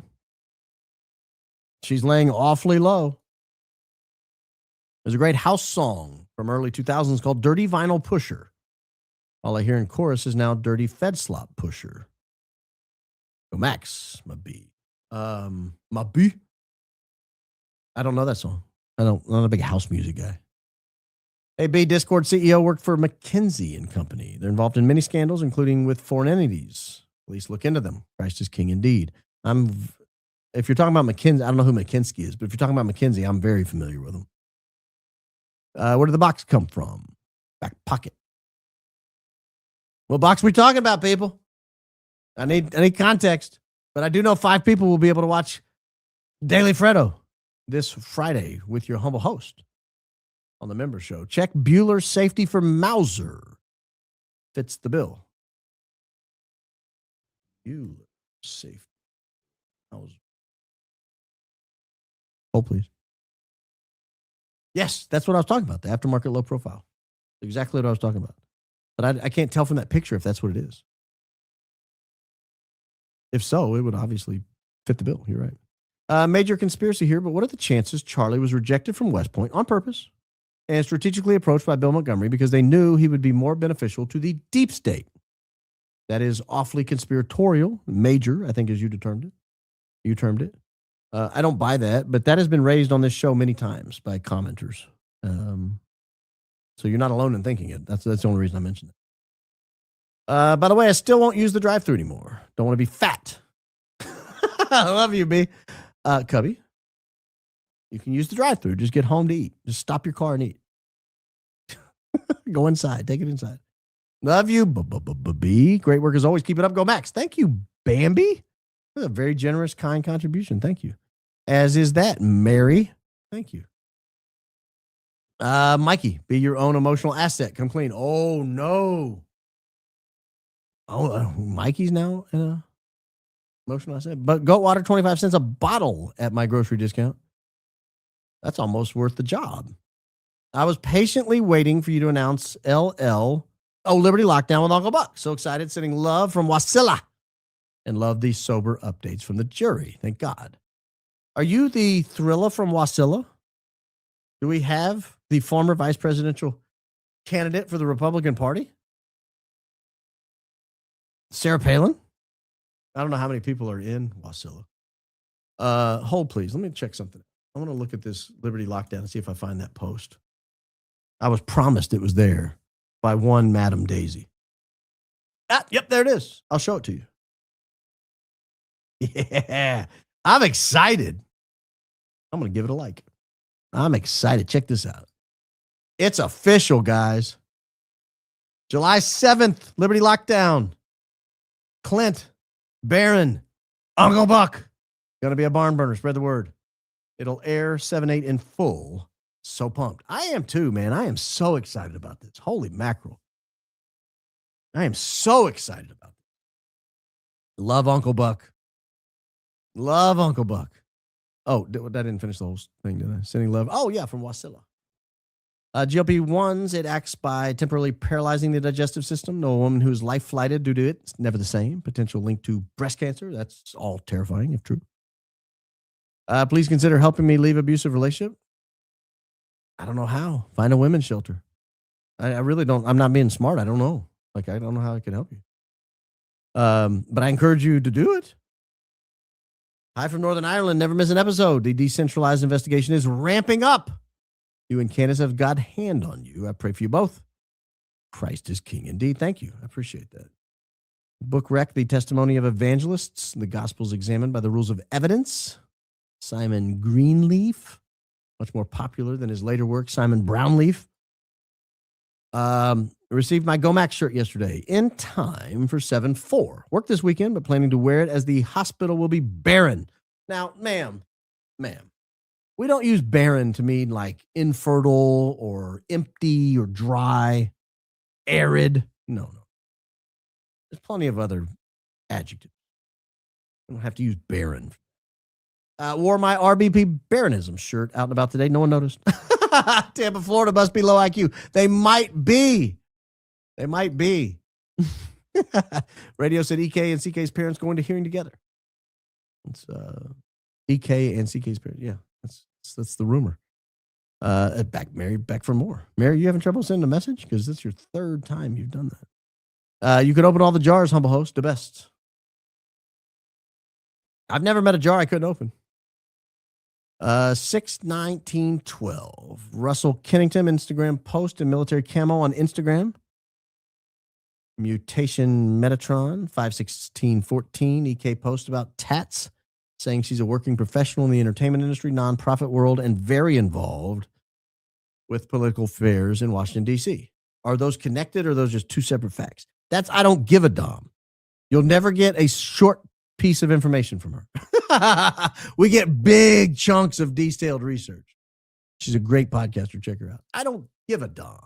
Did you say you're not convinced the Rode mic exploded? No, I didn't say that. Pic circulating on X that clearly depicts the logo on the shattered glass. Is that one fake? So 2 questions. I'll take them in order. I'm not convinced it exploded. I'm not convinced it didn't explode. I'm open, and I think there's evidence that it did in fact explode. What I'm saying is I'm not convinced there was a singular event under the shirt. I think there were multiple things happening, and one of them very much could have been a Rode mic explosion. Now, to the second question about the pic circulating on X that clearly depicts the logo. So John Bray, in an attempt, and he didn't do this on purpose, I don't think, but he showed a pic of absolutely 100% known Rode microphone glass broken on a car floor in the midst of the other glass to show how similar it was. But the problem is people thought that pic that he included was from the car, the actual car that they transported Charlie in, and it's confused a lot of people. And so just to clarify, make sure you're looking at the right images. Lizzie, wow, Lizzie, thank you. Sorry if you've already covered it, but I've noticed a video circulating on X the last 2 days of Hunter K doing hand motion with Terrell Farnsworth. Sees him, begins to frown and shake head back and forth. Then he turns to Mikey, appears to say something. Mikey shushes them. Very strange. I have seen that same image. The reason I haven't talked about it is I need to go back to the source footage. I don't like edited images, and I don't like things where they put slop on them. If you're going to do that, I wish they would show us the full clip unedited and then do your slop images afterwards with the stops and the cuts and the like putting labels and tags on it. Give me the unedited version. And that's what I need to look at before we talk about it. So that we see it in context. For example, that countdown that Rick Cutler allegedly did, 5, 4, 3, 2. Well, when you look at it in context, it's not at all 5, 4, 3, 2, 1 in terms of minutes because it starts like 10 minutes before, maybe 11 minutes before. But when they cut it, you can't tell that. So I'm not a fan of the jump cuts when we're looking at evidence. That's not how evidence is presented. Spoken with German accent. You will eat doo-doo and you will like it. I don't do German accents very well, but I did my best. So excited about you and Buckley. Same. I've never been more excited about anything in my life. That's not true. But I'm pretty excited. I had BII. Had explant surgery. Oh, the breast implant injury. Yeah, Claudia. Many ills gone, especially migraines. They push you to get implants. Wish I knew then. Thank you for all you do. Well, there you go. That's what I was talking about. I didn't know what it was called, BII. But that's what this girl was talking about. She had fallen into some group because she was asking about all her weird illnesses, and then somebody suggested it could be that. She got it done, and all her weird illnesses went away. That alone is enough for me to say, ooh, other people ought to check that out. Have 2 sick kids with a summer cold. What supplements did you say worked for your family? Black seed oil. Be very cautious with that, though. This is not medical advice. You just asked me a question, what I took. Oregano, oil of oregano, not oregano oil of oregano. Key distinction there. And then we took some, what else did we take? Oh, olive leaf oil. And 3 of them seem to bounce back pretty quickly. Mrs. Coleman now has it. Like I passed it to her. Real Bay is debating Gary, not so tactical. Yeah, that's what I hear. We'll try to get done in time to get over there. Why hasn't a non-court appointed lawyer taken this case? They'd have to be hired. Apparently no one's been hired. You can't just take a case. Graham Allen Pack. Could there someone hire Cash looking for truth? Higher than the FBI director? I doubt it. Baron, did you ever consider becoming a judge? No, not really. Not seriously. I did have a friend that was a mayor. and he was leaving office, and he asked if I wanted to be a municipal court judge. And I told him I was open, no spots. He thought a spot was going to open up, and I told him I was open to it. But then no spot opened up. That's like a perfect judge because you can't go wrong. They get an automatic right to appeal to circuit court, so you can't go wrong. I think they might have broke Charlie's neck in the vehicle, or under the table. You didn't leave that part out. Could have been under the table, or nowhere. Baron of Google Trends are right. AK can't be framing Beebster and friends, right? Love your show. Thank you. Christ is king indeed. I don't think that's a conclusion you can draw, Lisa Foster. I don't think you can necessarily make that leap. And I want to wish you and your family happy 4th. Thank you. Appreciate that short coin. Independence Day in the United States coming up this weekend. I didn't see any extra small long sleeve sweatshirts for us whittle peoples. Didn't see any youth ones either. Nurse Casey, love you, B. Thanks bunches. Christ is king indeed. Nurse Casey, someone who shares a first name with the principal is in dire need. She's apparently diminutive. Sending a super chat to apologize to all the people who sent the super chat and got sorry, don't know what you're talking about. Oh. Well, be clear. Be clear. If my first pod is legit, could you shout me out? I mean, maybe, contribute to the investigation. Is it something we would cover? I can't shout out every podcast that comes along. But yeah, I'm open. Beebster, friend of the show, says, stop all the noticing. Our greatest ally loves you. Christ is king indeed. Yeah. I don't think that's what he's saying. Did I just hear RB doing 2-man or 3-man impersonation? Did I? Christ is king indeed. I don't recall doing that. Maybe. Ugh, the visuals. I know. Prepaid Visa cards don't have names. That's correct. Are you aware Mike Mitchell's an active U.S. Marshal? I am not. Is he? No. Paralyzed.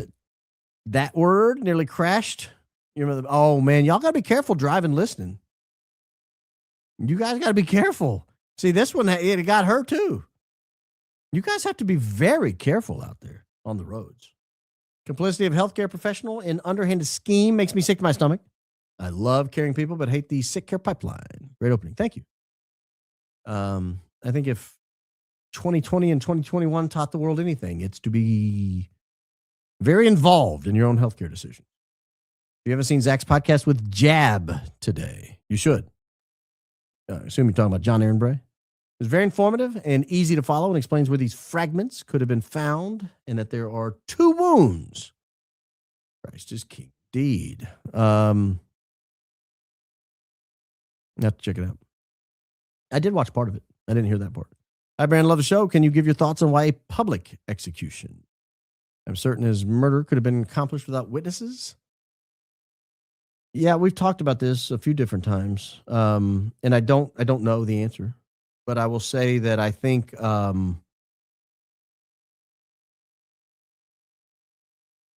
private death would have raised a lot of suspicions in a 31-year-old, and probably would have caused way more speculation than a well-executed public offing. Problem was it was not well executed. Because that's how I stand. That's Commonwealth's case against Karen Reed was open and shut too until it went to trial. Scary what the government is capable of when unchecked. I appreciate your consistent, great work. Thank you. I appreciate and I agree. Will the security team be questioned by the defense? Stan Flood, I don't know. Up to the defense. Thank you, Karen. Kristen. I just noticed Sean Ryan did a show a few months ago on Pat Tillman's death. I'm surprised it hadn't gotten more buzz. Can't wait to see it after your show. I'll have to check that out. I mean, I know there's some conspiracy around it. Mama. Baron can't say that right. Can't say that too, right? No. I can only do Coach doing Brandon. I did a deep dive, and they did develop the black box warning, saying it might create dependency, but the package with the black box was opened by the pharmacist and pills put in the black box. Pills put in bottle, the black box was on it. Yeah, that happens a lot. That happens with nearly every injectable that's administered. Why does your sister, Daisy, sound exactly like Jennifer Lawrence? I don't have a sister named Daisy.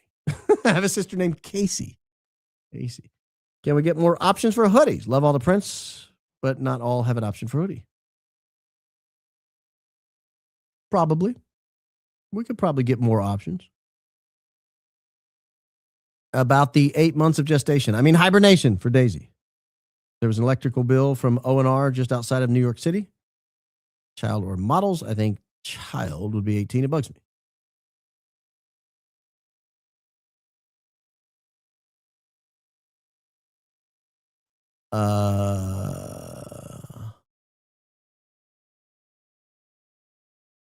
For Daisy. Oh, you're saying Daisy look into it. Okay. Thank you. I appreciate prayers. My dad has a large mass on his pancreas, likely cancer. Biopsy scheduled for tomorrow. Heartbroken at the thought of us and my sister's young kids losing him. Thank you. Love the community built here. Christ and King, indeed. Oh, that's a terrifying thought. Pancreatic cancer.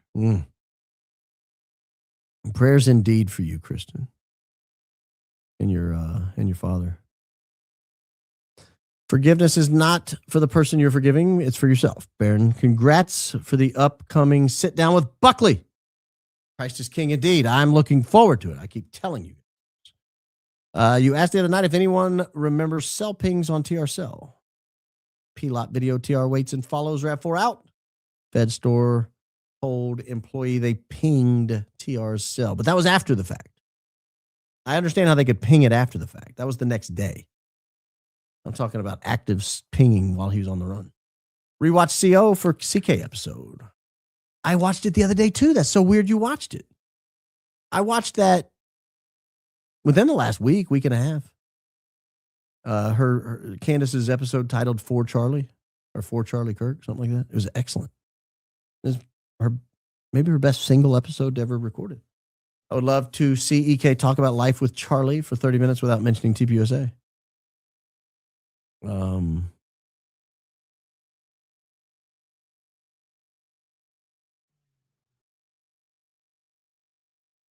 Yeah. You crack me up, B. Her and her 75 rings. Leave them.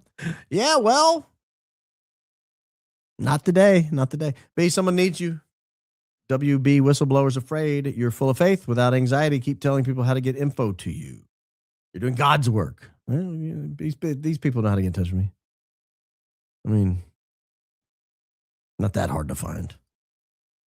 Email, realbaronpodcast@gmail.com. An email from that would be spotted.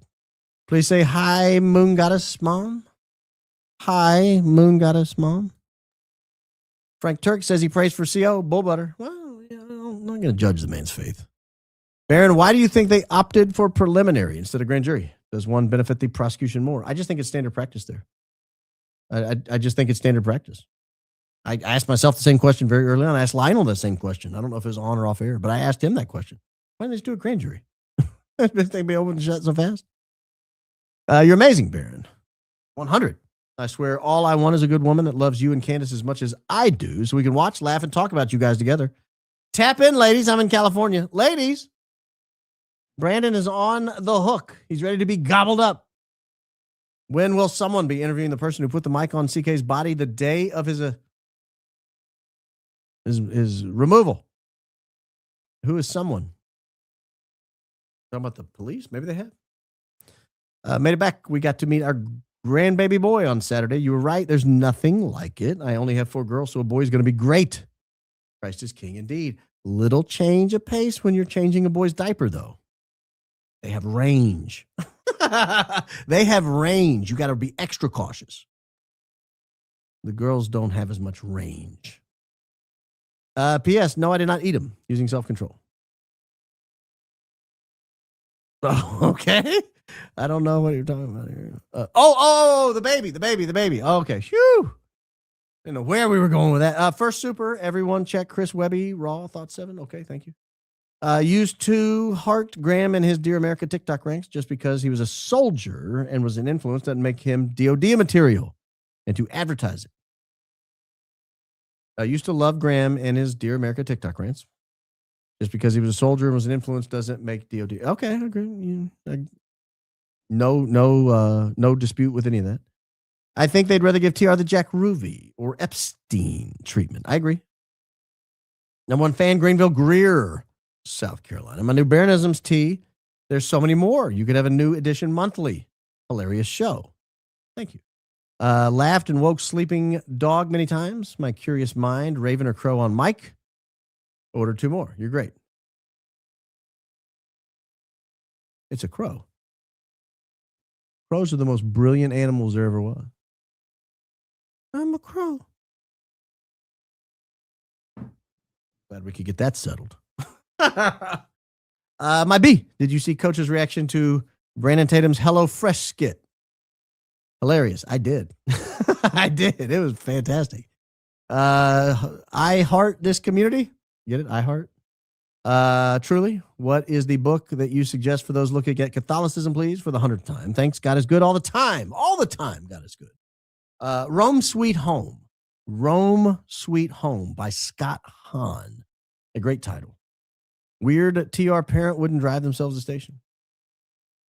Well, if you thought your child was potentially a target, having an insider who used to work there show up would be helpful. Thanks, Steve. Is it true Stacy S.'s house in California really burned on the fires? I don't know. Her hubby died too, causing her to need to move to Arizona a year before the bang? Sus? Well, I don't know. I haven't looked into that. Was able to finally catch the live. Showed up late. Apologies if anyone's asked. Have you seen Chaos author Tom O'Neill's testify in Senate? Thoughts? Possible start of unveiling agency cover-ups. I did not see that. Was that part of the Ultra hearing the other day? I didn't see that part. If that happened, I'd like to check it out. I like that book a lot. I read that book probably 6 or 8 years ago. It was mind-bending, paradigm shifting. Hey, B, would you do an episode focusing on Officer T rampages? He's getting more offensive to the group of you. Needs a logic lesson. Christ is king indeed. I don't want to waste time talking about him. Man, I would love to experience a live thunderstorm while you're on air. Just one of the many things I miss from the lower 48. Love from Alaska. You guys don't get thunderstorms in Alaska? Learn new things every day. In other news, entire Knoxville, Tennessee Sheriff's Office has been charged with corruption and theft. What's happening there? Just curious. Christ is king indeed. I don't know. Oh, goodness gracious. Sorry.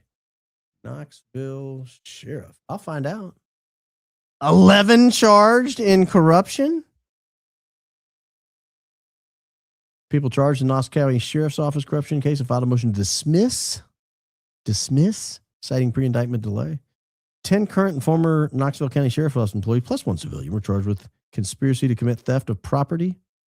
Theft. That's what's happening. Alleged theft. Glad we could answer that. If Erika is going to be at the court hearing, someone needs to check if there's any curtains in the courthouse and take them down. Christ, not Chris, not Christopher, is king. Indeed. Indeed. On both. Indeed on both. We do not need her playing in the curtains at the hearing. It'll be a distraction. Yesterday, chat mentioned another scandal regarding bricks and minifigs. Lego scandal. UT American Fork. PD scandal. Okay. Baron, I'm so happy to finally see live Norwegian here. You're doing God's work. Charlie would be proud. I am proud. I'm hopeful that justice will prevail. We all are. We all are. You're talking about mountain of DNA while drinking from a mountain bottle. You're right. There's a mountain of DNA. That's what he's talking about. Tyler must have left a Mountain Valley drinking water bottle behind. Guys, we've reached the end. I'm going to go watch, I think I'm going to watch Real Bays in Paramount. I don't know that I can watch him, though. Man, I might just wait and hear people tell me what happened. I can watch something else. You guys have a wonderful evening. Don't forget to like, subscribe, click notifications. Make sure you're subscribed. Don't forget to look at the Clips channel, Baron Coleman Clips. Just search it on YouTube. You'll find it. Pops up. It's a great little summary from time to time of different segments we've covered in the past. And there's some really good ones in there. Really good. The editor is fantastic. So go to subscribe there as well. And you can click on those videos and enjoy them at your leisure. If you miss a show, Spotify, we usually put the replay up. We used to put it up in the morning. We've been putting it up at night, but after we're done with the program. So if you're a Spotify person, it's a great way to catch it. If you're a Spotify premium member, it's a great way to catch it without commercials.